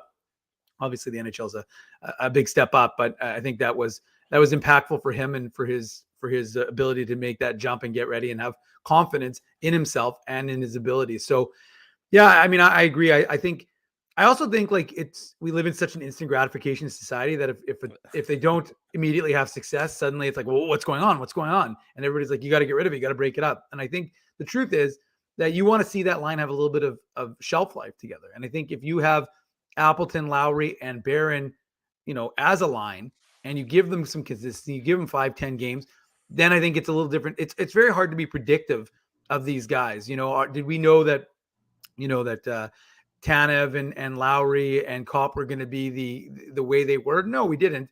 And, you got to remember, like, these guys, Lowry was sent to the Moose. Kopp was sent to the Moose. Tanev was sent to the Moose. Guys were sent down to the Moose. Connor was sent back to the Moose the year that we thought he was going to be. Well, he was in the NHL full time, but remember when Connor went down? 18 games. And sorry, I'm not sure if you mentioned Connor there, Dave. I was reading some of the comments. So I apologize if you said Connor. No, because there was a dog with a puffy tail inside the window, and he got distracted. I wasn't just talking about guys who get sent down. I was talking about the idea of that third line, which became so impactful for the Jets, that TLC line. But the truth is that those guys all went back down to the Moose at various points in their careers. And what people seem to forget is it's not as if they played themselves up to the Jets again. A lot of times it was situationally, required because an injury happened and suddenly they weren't doing anything spectacular with the Moose. But sometimes it's just about a wake-up call, right? Sometimes you just need that little bit of a wake-up call to be like, okay, I'm down in the AHL. I don't want to be in the AHL. I want to be in the NHL. And then that was enough to get them ready. And I just think that you're going to have a line, if they get some time together, that can show that A, they're going to be defensively responsible, B, they're going to be able to produce some offense. And I think if they can, because it's not sufficient for your third line to just tread water and be positive in the sense that you're not allowing goals against, and maybe you're holding the top line or the second line of the opposition to not scoring. That's obviously extraordinarily impactful and important in a game, but you also have to be able to produce in that third line role. And Adam Lowry is going to be required to score. Mason Appleton is going to be required to score. And Morgan Barron, I think, would be required to score. But I do think if you look at it like that, and then you have a fourth line of Gustafsson, Menelainen, and Gagne. Yeah. I honestly, I do think that is another responsible fourth line, one that can, again, be impactful defensively, but also potentially produce a little bit. David Gustafsson, I think, doesn't get a lot of credit for it, but I think he's more of a quiet producer, and I think he can produce a little bit better than we've seen at the NHL level. So, yeah, I would suggest that is your top 6 for right now. Of course, we just, again, we have to preface it by saying that that's based on the guys like Mason Appleton being fine to go, ready to go, and obviously Pierre-Luc Dubois being fine. But if you do, that to me would be a solid bottom 6. Maybe it's not spectacular, but sometimes it's the sum of the parts, right? Rather than the individuals. And I just wanted to quickly jump. Sorry, if I could just quickly jump in, Drew. Yeah. Talking about Dave talking about the bottom 6, top 6, top 9, top 12, whatever you want to call it. I mean, the top 6 has looked fantastic in the preseason. Like, I don't want to be overly optimistic, but Scheifele, Connor, and Ehlers, they've looked great. I mean, anybody who's watched the Jets in either practice or preseason knows these guys are ready to go. That's your top line. Dubois, Perfetti, who am I missing there? Wheeler. Sorry. Not used to Wheeler on the second line, boys. The captain of the team until about 3 weeks ago. Dubois, Perfetti, and Wheeler, that's your second line. I mean, unless something unforeseen happens. So your top 6 is set. The only thing, and Lowry, I would pencil in on the third line with most likely Barron. The only thing right now, as it stands, that I'm not sure of, all I'm saying is I'm not knocking Appleton. All I'm saying is I wouldn't be surprised if a guy like Sam Gagne also sees a little bit of time on the third line just because of his experience, the fact that he can play on the PK, and I think he's, quite frankly, better offensively than Mason Appleton. Like, he put up 31 points for the Red Wings last year. So, again, I'm not saying that Gagne is set in stone on the third line. All I'm saying is Appleton, to me, has not been – I would say he's been underwhelming. Yeah. You talk about, or Rick Bowness talked about, the defensemen, how nobody's played their way off the team, and he's had to make, they've all performed admirably and had to make some, as a result, make some tough decisions. For the bottom six forwards, Appleton certainly hasn't stood out very much during this preseason. Jansen Harkins. You should mention too, Drew, that he didn't play last night in Calgary because they gave the extra game. I would imagine it was Tony Nato. It was between Tony Nato and Appleton because Tony Nato's on the bubble for that kind of 12th, 13th forward job, right? Tony Nato started slow in training camp, and I thought he's picked it up a little bit as the training camp has gone on. Jansen Harkins, well, I mean, we talked about it. He has not performed at all. He hasn't performed really at all for the last couple of years. I mean, he's been, sort of not coasting, but he's, you remember back to the goal he scored in the bubble in Calgary or in Edmonton against the Flames. I mean, that was sort of, the pinnacle of his time here as a member of the Winnipeg Jets, and it's sort of been downhill steadily since then. So it's a guy who's, like I said, sort of played his way off the team. And I think the thing with Harkins, Drew, sorry to cut you off, is that he doesn't really have an identity on this team right now. It's kind of like, Harkins is a responsible two-way forward. And again, I like Harkins. Like Dave has documented this for years on the website and on the show. This is a guy who, worked hard to graduate from the American Hockey League to get to the Jets. I just don't know right now if you can say that, he is better suited on this team than a guy like Saku Maenalainen or, a Sam Gagner or even a Dominic Toninato. But I do think Harkins will, be in the opening night roster. I just don't think he's necessarily in the top 12. I think there's a good chance he's the 13th forward. Yeah. The one thing, Drew, I just want to interject quickly, Drew, and the one thing I would add, and I think is important and maybe a big difference between what we've seen traditionally on this Jets team and this year is the balance. And, we've seen a little bit in the preseason where guys aren't playing the 20, 25-minute games anymore. And that could be just a function of preseason and wanting to get a look at some of the other players. But I also think that there's going to be more opportunity for these guys because of the fact that they aren't playing 5 minutes in a game. They are going to be engaged. They are going to play, some games 9-10 minutes, especially if you're playing penalty kill, which a lot of these guys might be doing. So you're going to get more minutes in that way, and you'll be more emotionally, physically engaged in the hockey game. So I do wonder that, and so that's why I said it's very hard to be predictive because we don't know how Rick Bowness and his coaching staff are going to really run this team this year. And so really it is going to take that 10, 15, 20 games to kind of get an assessment. Okay, well, this is the way it's going to look. We know what traditionally Rick Bowness has done, but what's he going to do with this team and how is it going to look? And to me, that is the kind of the biggest X factor right now. So it's hard to say, oh, well, Jansen Harkins is going to do this, or Mason Appleton's only going to do this, or any of these guys, and be predictive, simply because we don't know what kind of opportunity they're going to get in terms of their minutes and their ice time, and and are they going to be taking a lot of ozone draws? Or are they just going to be simply using the defensive capability? So that to me is the biggest question mark, and we'll see what happens. And ultimately, the beauty of having interchangeable bottom six is, if one guy isn't doing it, well, it's not a lot to bring another guy. If Toninado's not doing it and you bring Harkins in and Harkins seizes that opportunity because he doesn't like being in the press box with us, well, guess what? Then you've got a good situation. But it's not as if you're losing a Nikolai Ehlers and you have to replace him with one of those guys. So I think it's fairly interchangeable in that regard. Won't it be refreshing? Kenny talked about it not that long ago. If that fourth line does play, between 8 and 11 minutes a game. I mean, how many games last year, the last 5 years, was the fourth line, capped out at 6 minutes? And you'd say over and over and over again, they need more time. And, it was obviously just a philosophical difference that Paul Maurice would never use them. They just didn't. And that's, neither here nor there. It was just a fact. So, if they're going to get that extra opportunity, I look forward to seeing what they can do with that extra time. Because I don't think that I don't think it's a more talented fourth line than the Jets have had previously, or not a significantly more talented one at the very least, but the opportunity will be there. And so it'll be curious to see, what does a guy like Maenalainen do with that opportunity? He is certainly one of the most interesting players. He's not going to. He's got a lot of hustle. That's what you want to see.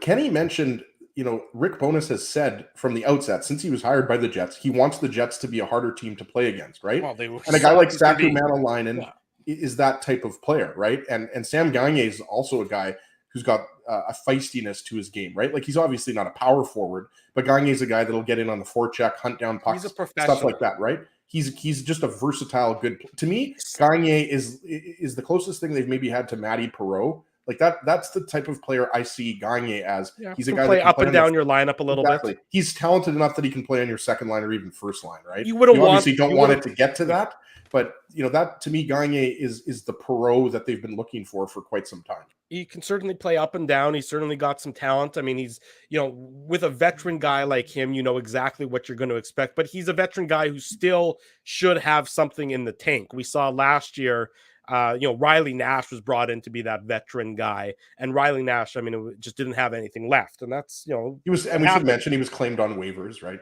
Yeah, I mean, exactly. I mean, that's what happens sometimes is guys you bring in, they think that they have, guys like, or you go back and the guy like Nate Thompson. Nate Thompson was a veteran guy they brought in. Nate Thompson was, on fumes. And again, Sam Gagner he doesn't offer a lot of offense, right? No, like, Sam Gagner's always been a more talented have guys player than Nate Thompson. Yeah. You can't have you have to have a fourth line that can score a goal every third or fourth night, right? Like, you're not expecting your fourth line to score every night. No, but guys like Trevor Lewis and Nate Thompson and these types of players, they weren't providing enough offense. Whereas now, a guy like Sam Gagner, David Gustafson, I agree. Nobody's expecting David Gustafson to have 20 goals and 45 points. Obviously, Kenny was referencing Cole Perfetti when he said 20 goals and 45 points. But if you get 10 goals and 25 points out of Gustafson, you're pretty happy with that. The Jets would certainly be pleased with that. No question about it. Let's take our final break. When we come back, more on the Jets. We'll look at some of their Central Division rivals. We'll maybe talk a little bit. Is this team a playoff team? Maybe we'll put put some predictions on the record as it pertains to this Winnipeg Jets team in the upcoming season. Much more to come. It's all Jets talk. Stay with us. It's a Saturday morning. It's the Illegal Curve Hockey Show. Dave Minuk, Ezra Ginsburg. I'm your host, Drew Mindell. We're live on YouTube and all of our social media platforms. Keeping Winnipeg laughing for over 30 years. Rumors, Canada's longest running comedy club, bringing you the biggest laughs from the best comedians on the planet. Jerry Seinfeld, Chris Rock, Jon Stewart, Dennis Miller, Brad Garrett, the greats, and all the up-and-comers too. When was the last time you laughed out loud? Make it a great night out with friends or book your office or birthday party. Even a fundraising event at Rumors. Get all the details and dates on upcoming shows at rumorscomedyclub.com. Hi, Ez. A strange question for you. But why are you lying on the ground being crushed by a piano? Well, Drew, I definitely tried to carry this baby grand piano down the stairs by myself, and somehow I failed miserably.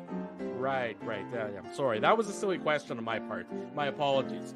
Would you like me to call Rolly's Transfer Moving and Storage to help you move the piano? They are the most experienced piano moving company in Winnipeg, after all.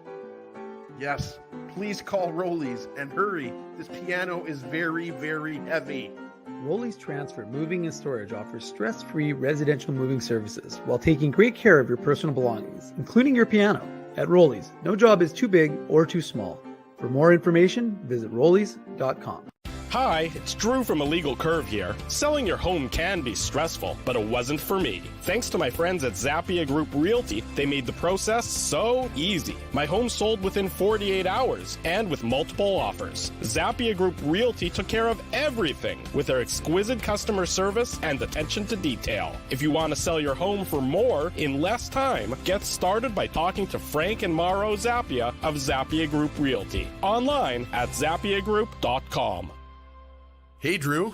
Ezzy, whoa, what a smile! Yeah, I got my crowns done at Linden Market Dental Center, and they whiten my teeth. I see. They're so bright that every time I smile, they go, "We have hockey tonight. Do you have a mouth guard to protect those pearly whites?" I sure do. Whoa, they even ting through the mouth guard. Linden Market Dental Center covers all your dental needs from restorative to cosmetic dentistry and will fit you with a sports guard for that active lifestyle. 877 Waverly. See lindenmarketdental.com. So you're a pizza person, you married a wing person, but somehow your kids are salad people. You can't pick your fam, but you can pick your BP meal deal. Starting from $18.99 for takeout or delivery at bostonpizza.com.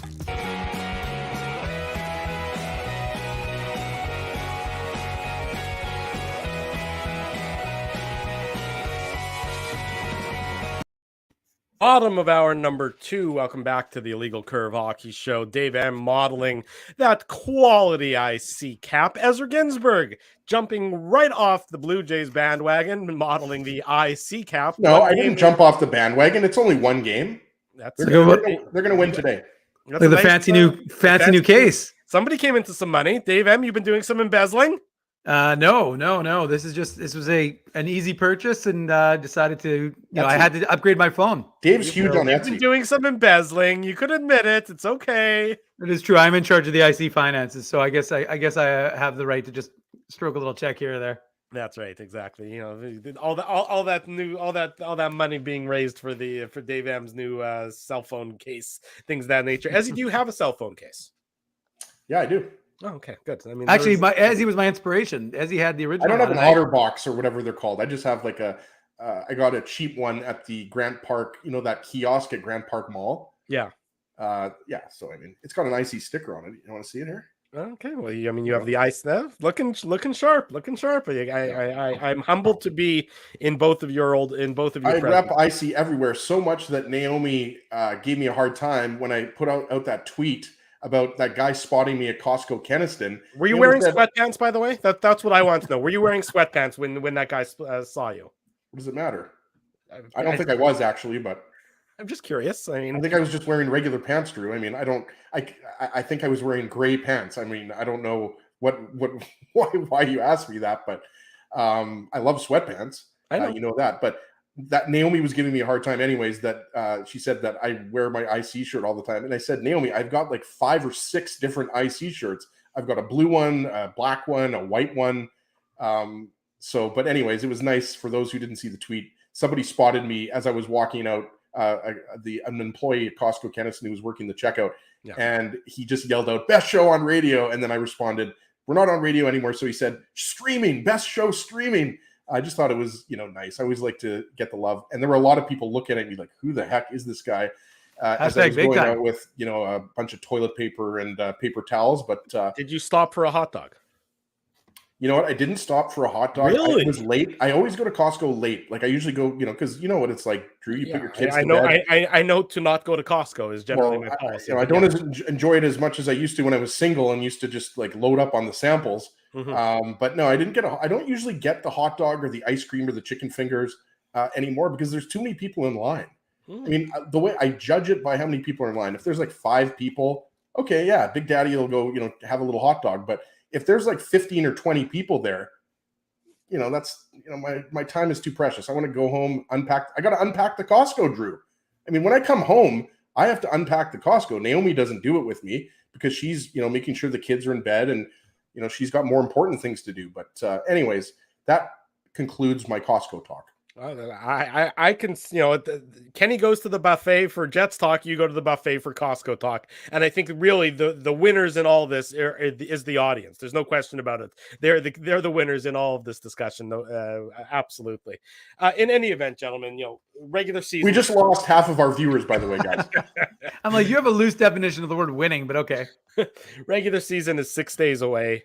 Friday night, reminder, post-game show back here. Be there, baby. One of 82. They've all been scheduled for the rest of the month of September. Pardon me, October. So if you go check out our Illegal Curve YouTube channel, and you're probably on that page right now, you can see all the shows that we have in store. My favorite one is those Thursday, Friday, at the end of the month where the post-game show actually starts. The Jets game starts on Thursday night. The post-game show starts on Friday morning and Saturday morning. And there's going to be a solid about 6 hours between the end of the post-game show and the start of the... and don't we have a show on Sunday as well?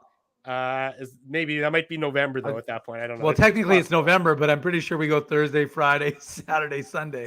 Well, that'll be so fun. Dave, what Drew's basically saying is we're quickly getting to the point of the year where Naomi is extremely mad at me and doesn't talk to me for days at a time. That's what you're saying. Hang on, which part of the year is that not already happening? I thought that was a 12-month a year sort of thing. Fair enough. Let's look at the Jets as it compares to their Central Division rivals, and you can even look into towards the entire Western Conference because, of course, it's the wild card situation and everything else. The best team in the Central Division is the Colorado Avalanche. Anybody going to quibble with that argument? No. Okay. I mean, like what? How could you argue that? I don't know. I mean, because they lost Nazem Kadri. I mean, they got Evan Rodriguez, which, I mean, Rodriguez isn't Kadri, but I thought that was a pretty astute pickup by Joey Sakic. So you could say maybe that Colorado, took a baby step back, Drew, but they still have McKinnon, Rantanen, Landeskog, Makar. I mean, the list goes on and on and on. And then there was a goaltender change, but I think Georgiev and Francouz are fine. And they also expect Alex Newhook to take a big step forward this year. Yeah, he was pretty good last year, Dave. Yeah. Colorado's best team in the Central. They're the best team in the league. Let's be honest. Yeah. Well, you win the cup. Nothing has changed in the last 4 months. Nothing has changed, except Kadri. But you know what I mean. Where do you rank the Jets among the other teams in the Central? I think they're in with the rest of the pack. I think Minnesota and Nashville. By the way, I got to get this out. I mean, I've been thinking about this, for the last, 4 or 5 hours. It is very weird that there are preseason games going on last night, and then you had the first regular season game of the season between Nashville and San Jose in Prague. Give a huge shout out to Thomas Hertl, by the way, boys. He's from Prague, of course, scores a goal. Nashville's already up 2 points on the Jets, but you guys know what I mean. It's always weird when the regular season starts and you're still concluding the preseason. Just wanted to get that in there. But I think, I've said this before, I think the Jets can absolutely make the playoffs. I will go on the record and say that I think the Jets will make the playoffs this year, but that means they're going to have to beat out one of Nashville, St. Louis, Minnesota. Are they making it as a top 3 team in the Central, Ezzy, or are they making it as a wild card team? Yeah, I don't know if I would go as far as to say, the Jets are the second best team in the league in the Central, because I think that's Nashville. Like, getting Ryan McDonough and getting Nino Niederreiter, I think were two of the best moves by any team, right? And they didn't have to give up much to Tampa Bay to get Ryan McDonough, but that defense is already really solid with Roman Josi and Matthias Ekholm and Dante Fabro. I mean, we know how good, Nashville is defensively, but Nino Niederreiter was a guy I really wanted the Jets to get. Obviously, that isn't going to happen. But so I think, for me at least, this is just my own opinion, you would probably go Colorado 1, Nashville 2, and then, I'd put the Jets 3rd or 4th with Minnesota. I think we're going to see some great battles between the Jets and Wild this year. I think Kevin Fiala is a big loss, even though I think, they hope that Marco Rossi, rookie forward, who was a high first rounder a few years back. I think, Dave knows a lot about Rossi. He was an option for the Jets in that 2021 draft, right? But I think Rossi is going to have a real good rookie season. But I think Fiala is going to be tough to replace all that offense. So for me, the Jets are probably the 3rd or 4th ranked team in the Central, Drew. Why isn't St. Louis coming top of mind for you? St. Louis Blues were an excellent team last year. Yeah, they lost Billy Husso, though. They had over 100 points, right? Losing Billy Husso hurts them for sure. I mean, losing Billy Husso, you've got Binnington, but we know Binnington, has had his ups and downs since winning the Stanley Cup, right? Hot and cold for sure. I do think Binnington is still unquestionably the number 1 goaltender there. David Perron is one reason. Perron is a guy that, he's not a 90-point guy, but he's consistently a 60, 70-point guy. So losing Perron hurts, but they're still a good team, Drew. I don't think the Jets are going to be 15 points ahead of the Blues or anything like that. The Blues could easily, be a 100-point team again this year.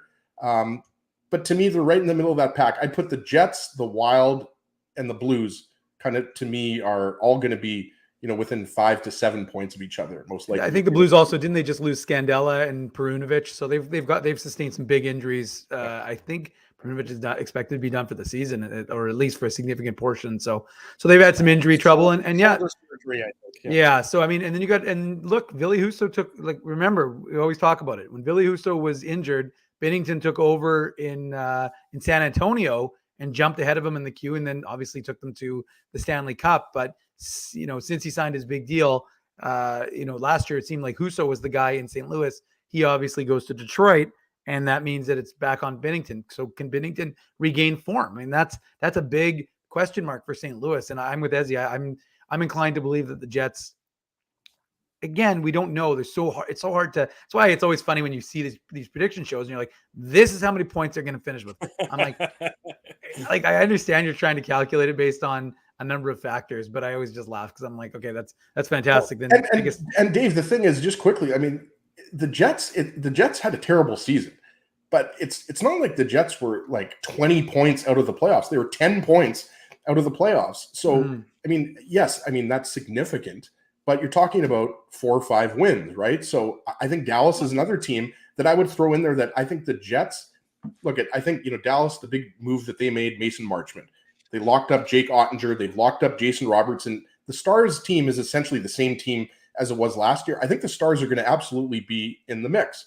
But if the Jets are able to take, a couple of wins from Dallas, a couple of wins from St. Louis, well, that's the difference between 89 points and 96 or 97 points, right? So I agree with Dave. Like it's virtually impossible. We're not computers, and we're not going to, spit out our mathematical models. But I think when you're talking about St. Louis, Minnesota, and Dallas, yeah, it's going to be a dogfight to, finish, second, third in the Central Division. Just for me personally, I really like the moves the Predators have made. So they're probably the least likely to take a step back. So obviously St. Louis, Minnesota, Dallas, one of those teams is going to have to take a step back. Whether or not 4 teams make it or 5 teams make it, the Jets are in tough. But I do think, I would put the Jets in the top 4 teams in the Central. Well, it's going to take, it takes about 45 wins to be a playoff team. That's what it did last year. The team with the fewest number of wins that made the playoffs was 44. That was the Capitals and the LA Kings each had 44 wins. They had a whole bunch of overtime losses, so they got all those bonus points that's the number. The number needs to be that you need to win 44, 45 games. The Jets last year won 39, which we know obviously left them, as you said, Ezzy, those 8 points out. The Jets are going to be improved on last year, I believe. I think just the impact of Rick Bowness is going to earn the Jets additional wins. It was such a disaster last season that I'd be shocked if it looked anything similar to that. And if it does, then you know that they have to tear it down and absolutely begin a rebuild in full. I don't think it's going to look that bad. And there's some argument to be made that they need to rebuild in full anyways, but that's for another conversation for another day and time. I am okay, by the way. A lot of people are asking me because I've got my mic muted. Yeah. I just coughed for about 45 seconds. I see. I am okay, but I could definitely use a fisherman's friend. Okay, well, that's so maybe Ezzy will take care of that, but it's good that you muted yourself so you weren't coughing on air, because that would be Dave would probably have the COVID spores in the house, and then I'm coughing all over Dave's house, though. He probably doesn't like that. Yeah, Dave is just going to actually walk downstairs, just start Windexing Ezzy, I think, to get rid of the germs is I think what's going to happen when we wrap up the program in the next 15 or so minutes. It's fascinating because you look at the Jets and you look at Dallas and you look at Nashville and you look at St. Louis, and I don't know that the Jets are necessarily as talented as those teams. I think the Jets have one of the best first lines in hockey, and I expect that that's going to be the case this year because Scheifele, Connor, and Ehlers looks like it's going to be just a dynamic line. I expect that line to also be better defensively because, we knew how offensively inclined the Jets, top of the lineup was last year, but they gave so much of it back defensively that it almost washed out as even. I don't know that the Jets necessarily have the depth that up front that some of these other teams in the Central Division do. But, I keep going back to the impact that Rick Bowness is going to have on this team. I saw somebody in the chat a long time ago said something that Rick Bowness is 40-1 to win the Jack Adams on Betway. And I'm not, we don't, Betway is a great sponsor and a great friend, and we don't usually talk a lot about, gambling on the show, but we love our friends at Betway. That's a bet that I think might be worth, looking into, because I do think that Rick Bowness is going to have a tremendous impact on this team. I think he is very much what this team needed. Is it going to be enough to translate into a playoff spot? That is, really where I'm wavering back and forth. I want to say yes, but at the same time, I look at who the Jets' competition is going to be in the Central Division. I think Minnesota the loss of Kevin Fiala hurts Minnesota a lot.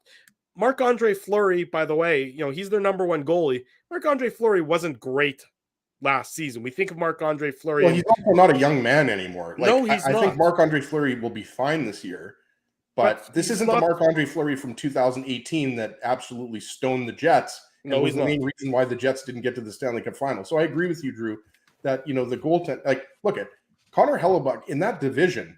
There's no shortage of Central. Obviously, I'm talking about here. Right. There's no shortage of good goalies, and the reason why, I think Dallas. One of the main reasons why I think Dallas will be competitive is because Jake Ottinger emerged as one of the top goalies in the NHL. Certainly a top young goalie. I'm not saying he's the top 3 goalie in the NHL, but I would argue he's top 10. But Hellebuck is top 3. Well, and if Hellebuck can get anywhere close to being a Vezina nominee or a Vezina winner, I agree with Kenny. You always have to remember that. And I realize some people, have pointed out, Hellebuck's declining numbers, but really they've only been declining for one season. This is a guy that, you expect to have a 920, 925 save percentage. You expect his goals against to go down, even though that's a team stat. It's not going to be, 2.97 last year? I'd expect that to be closer to 2.5 this year, but it's the goal save above expected, cutting down the high danger chances. I mean, we know, guys, that this Jets team has to suppress shots more, and they will do that, I believe, under Rick Bonus's new aggressive system. So I do think that Hellebuck's numbers and play overall will be better. But yeah, Drew, nobody knows right now. I mean, look at Dallas. I mean, you mentioned depth at forward. I mean, Dallas, we know Jason Robertson, Rupe Hintz. I mean, even though Jamie Benn and Tyler Seguin are, towards the end of their careers at this point, which is crazy to say. I mean, they don't have the craziest depth at forward. I mean, that's always been the issue with Dallas. But I mean, Radulov is not in the picture anymore, right? So I just think that right now it's kind of, you have a bunch of teams all vying for the second, third, and fourth spots, if you want to look at it like that. Well, St. Louis, Minnesota, it's there's no team you could say that's head and shoulders better than the next team. I would agree with that, and Dave, I want you except for Colorado, right? Yeah, Colorado's the best team in the division. There's no argument about that. And let's assume that the Jets are going to play. When the Wild and the Blues play each other, it's going to be even. And when the Jets and the Predators play each other, it's going to be even. And when the Jets and the Stars play each other, it's going to be even. And at the end of the year, they're going to finish with a record of 2-1-1 or 2-2 or whatever number. It's going to be pretty even. It's almost like the team that in the Central Division that's going to be right behind Colorado, or the teams that are going to be the playoff teams out of the Central as the top 3 are the teams that are going to do the best in beating up against the Blackhawks and the Coyotes. I mean, those are 2 of the worst teams in the NHL, Dave. Mm-hmm. And you can't give away those games because that your opponents are going to have those same opportunities as well. And those, there's no such thing as a free space on the bingo card of the NHL schedule, but those are pretty close to free spaces, and you need to win those games. The team in the Central that dominates Chicago and Arizona the most is going to put itself a leg up on all the other opponents, especially anyone who struggles or is only middling against those 2 teams. No, I don't think there's any question, Drew. I think that for sure is, and we saw it. How many times did we say last year on the post-game show, well, that was 2 points that you could ill afford to lose. Sure. And, whether it was in December or January or February, we would say these 2 points could end up by, a loss against Arizona, when, what was it, Kjell Vajarma or whatever his name was, played on it out of his mind. Melka. Yeah, well, there you go. So the point is that I thought you were putting the Kavorka on Mindell. I was thinking about it, Ezzy. But the point is that there were a lot of those games last year with the Jets, and that look at the end of the day, when you look at the season and you see how you fall, as Ezzy said, it wasn't as if you were 20 points back of a playoff spot. You cannot afford to have those types of those lapses. And you're right, it is the ones that can pull a Wiebe and go to the buffet and stock up and get as much as you can against the Chicagos and the Arizonas, because you're right. You're going to have, varying degrees of success against the Dallases, the Nashvilles, the St. Louises. You hope that you're more than obviously 500 against those teams, but you don't know. You don't know how it's going to be. Remember for years, Minnesota almost seemed like a free bingo. Was it the Wild? Yeah, it was the Wild that the Jets seemed to always beat for a long time. And then of course that came to a screeching halt. So that's one of those situations where you just have to be able to hold your own against, the teams that you're expecting to go in that 2, 3, and 4 spot, and then go to town on the 5 and 6s. And if you can do that, then you're putting yourself into a good position for the end of the year. So, I mean, that to me is going to be critical for this Jets team success, as much as adopting these new systems and playing with a new style and playing with a new energy. But honestly, like, again, we can't be predictive, and we try not to say, well, let's look at, a 6-game sample size, which as he said, is very hard to be used anyways, because it's not as if you use the same 6, teams for those games, right? You had a lot of AHL guys in the rosters for the first 3-4 games. So really, you're really just looking at games 5 and 6, and you're saying to yourself, okay, well, the power play looked fantastic. The penalty kill looked fantastic. Those are, again, special teams having a huge impact for the Jets. And if they're able to do what they can do at 5-on-5, I am confident that this team can be a difference maker, or this team can be a lot different, than what they were last year. And even though they're, quote, running it back, I think that there is a good chance for this Jets club with a new system, with, like I said, not just like playing a slightly different system, but seemingly adopting it and being embraced by these guys, by a Mark Scheifele, by a Kyle Connor, by guys that need to improve defensively, because we know their offensive talents are fantastic through the roof, but it's their defensive play. And I think if those guys are embracing it, and we're seeing the back checking, we're seeing the guys covering, I think that's going to be a difference maker for this Jets team against the Minnesotas, but also against the teams. You're not going to have the lapses against the Arizonas. Look, you can be goalied. Any team can be goalied, and you might have a guy who comes up, plays out of his mind, but it's the repetition of that. It's the 2 or 3 losses against Arizona, the 2 or 3 losses against Chicago, where you can't afford to do that. I'm not suggesting that every team is going to beat them every single game, but it's as long as you have like a 70-80%, you're in pretty good company. And you could brush this off, boys, all you want. I mentioned this a couple of weeks ago, but the Jets' schedule is tough to start the season. And I haven't looked at the whole schedule, and there's models out there that factor in strength of schedule for the whole season. Mm-hmm. I'm just talking to start off with. I mean, we know that there's a tough opening night game against the Rangers, who happen to have arguably, a top 3, maybe even the best goalie in the league in Igor Shesterkin. But you've got that 3 and 4 nights on the road against Dallas, Colorado, and Vegas. Colorado and Vegas back-to-back, right? And then you've got Vegas at the end of the month. Of the Jets' first 9 games, 6 are against playoff teams, and 2 of those are against Vegas, who obviously weren't a playoff team. So I would really say 8 of your first 9 games are against playoff teams, because I personally think, Vegas is going to be a playoff team this year, guys. Like even with their goaltending, Ezzy? Well, Logan Thompson, I think, is not, the best goalie in the world. But I do think Vegas is going to be a playoff team, Drew. But the point I'm trying to make here is it's a tough schedule, right? You've got St. Louis in there. You've got Toronto in there. I mean, you've got a back-to-back against LA and Arizona. So Arizona's an easy game there. But aside from that game against Arizona, I mean, they're all hard games to start off with, right, guys? So all I'm saying is 7 of 9 against Western Conference teams. So, it's not that you're starting, 6 of 9 on the road. Yeah. I mean, look, it's not easy. And again, Drew, I'm not saying the Jets are going to start off 3 and 6. That's not what I'm saying here. I'm just saying you look at the teams they're playing. Like LA, I think could easily win the Pacific Division this year. We talked about the 3 and 4 against Dallas, Colorado, and Vegas. That you've got Toronto at home on a Saturday night, and then you've got St. Louis at home, back-to-back against LA and Arizona, and then you got Vegas again. And say whatever you want about Vegas, it's not a bad team.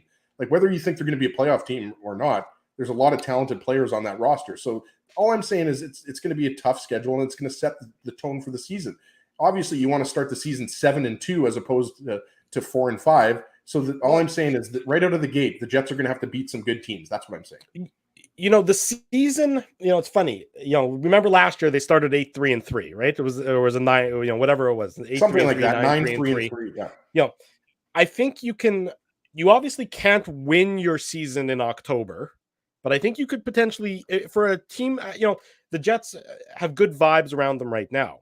But that's not to say I don't think there's a fair bit of fragility with them as well. So if they were to struggle to start the season, to your point, as you're looking at their schedule, if they, in their first, 9 games, if it's, 2, 6, and 1, I think the doubts will quickly creep back in.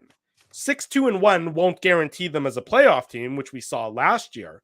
but I think it would keep the good vibes going and would get them, continue them on the right path. 2-6-1, I think is going to really test a potentially fragile team. So I agree with you that the next 2 weeks, starting on Friday night, you got those 9 games in 16 days, the typical schedule that we see, every second night, more or less. It's really going to be incumbent on the Jets to, at the very least, tread water through the month of October. You can't put yourself behind the 8 ball, to start the year, because I don't know that they have the talent, to come back from being behind the 8 ball.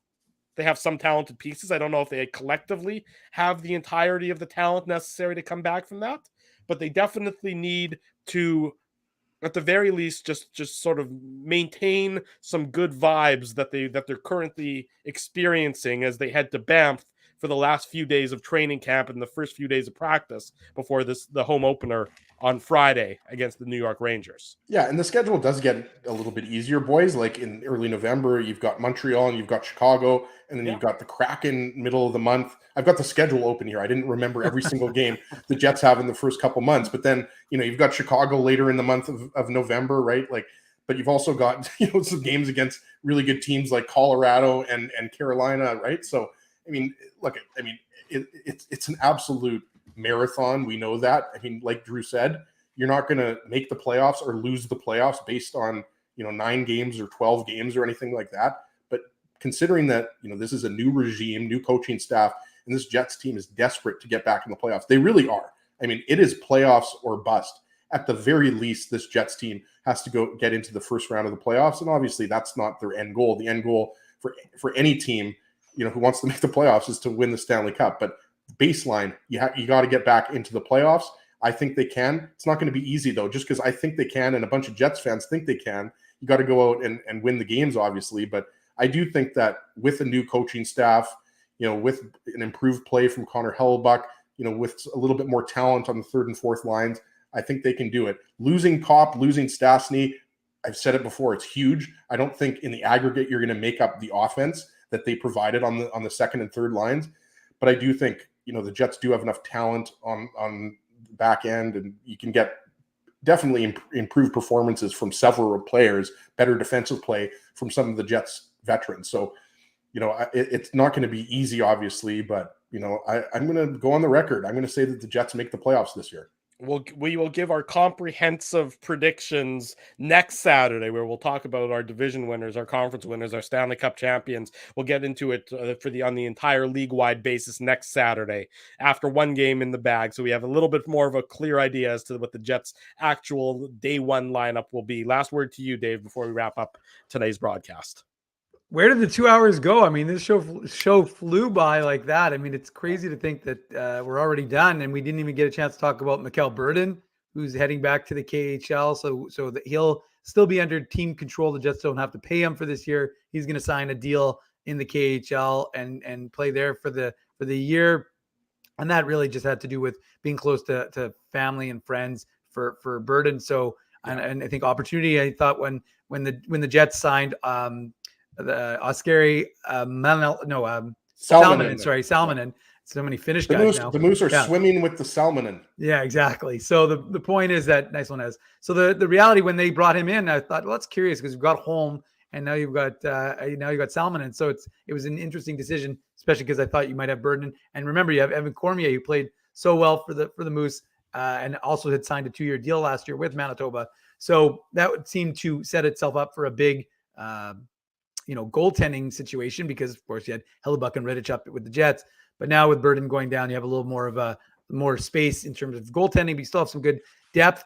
And the Moose played the first exhibition game yesterday. They were in Regina, played the University of Regina. They won 4-0. Not the game that was televised. They'll play the University of Manitoba for their final exhibition game, and then they'll get started soon with AHL hockey. And, of course, we should mention the Ice. They're 5-0 right now. They beat they were also in Regina last night. They beat the Pats, and now I think they play Moose Jaw tonight, looking to go 6-0. So the Only Ice 3 more months before their first home game. Yeah, exactly. 9-game road trip to start, right? Well, 13 games. 13. Oh, geez. But they played 4. Yeah. And they went 4-0. Now they're on an 8-game road trip. They'll come back. They're going out west, obviously, to BC. Then they'll come home, and then they have one more game on the road in Brandon, and then they'll come back to Winnipeg, and they'll have the season opener, I think October 29th or something like that. Yeah. But look, there's a lot of excitement. We didn't get a chance to talk about Brad Lambert. Brad Lambert down with the Moose. You got Chaz Lucius down with the Moose. We know T. Conapoli loves Tyrell Bauer, so he's talking about Tyrell Bauer. There's a lot of excitement, and I actually think this Moose team is actually pretty stacked. It's funny because we have such blinders on for the Jets oftentimes, but I was looking at what the Moose lineup could look like, the configuration. There's a lot of good guys. Declan Chisholm, Leon Gavanke, Simon Lundmark.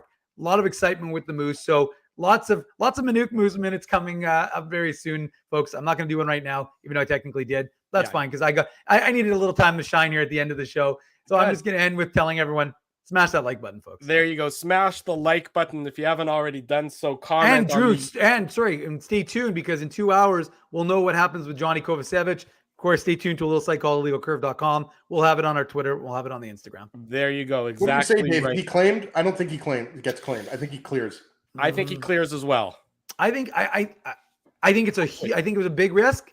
I don't see his contract as a poison pill necessarily, but I think that there's definitely a risk. I think a team would take a flyer on him, but maybe the Flyers. But I really expect that. I think he'll clear, but I think it's a big risk. Very good. There you go. We're on the record that we think he clears, which means he's 100% getting claimed. No question about it. That's it for this Saturday morning. Big thanks to Ken Wiebe, who joined us for a trip to the buffet early on in hour number 1. If you haven't seen the entire show, the replay is immediately available on our YouTube channel. Of course, the podcast available shortly after Dave M gets it up and uploaded. If you haven't already done so, comment on the YouTube channel, comment on the podcast, smash the like button, tell your friends, tell your family. The best place to be each and every Saturday morning and after every Winnipeg Jets game is here on the Illegal Curve YouTube channel. Big thank you to all the sponsors of Illegal Curve who make the post-game show, who make the Saturday show, who make the website a possibility. Frosty Winnipeg has them there in the chat. Rumors Restaurant and Comedy Club, Linden Market Dental Center, Zappia Group Realty, Betway, Tough Duck, Boston Pizza, Seagram's, Rolly's Transfer, Grid Park, and The Keg support these fine businesses because of their continued support of Illegal Curve Hockey. Friday night, right around, let's say 9:45 p.m., the Illegal Curve post-game show will be back here on the YouTube channel, number 1 of 82. Myself, Dave M., Ezra Ginsburg. Again, next Saturday morning, 9 a.m., we'll preview the Jets and the St. Louis Blues. Will recap Friday night against the Rangers. Dallas. They play Dallas their second game. What? Say that again? Dallas is their second game. Dallas. Yes, I got a little ahead of myself. Dallas is their second game, not the St. Louis Blues. Lots more to come on the Illegal Curve YouTube channel. Of course, the website, illegalcurve.com, and our Twitter feed at Illegal Curve. Follow us everywhere you may find us on social media. For Dave Minuk, for Ezra Ginsburg, I'm your host, Drew Mindell. Thanks very much for joining us. If it's Saturday, it's the Illegal Curve Hockey Show live on YouTube and all of our social media platforms.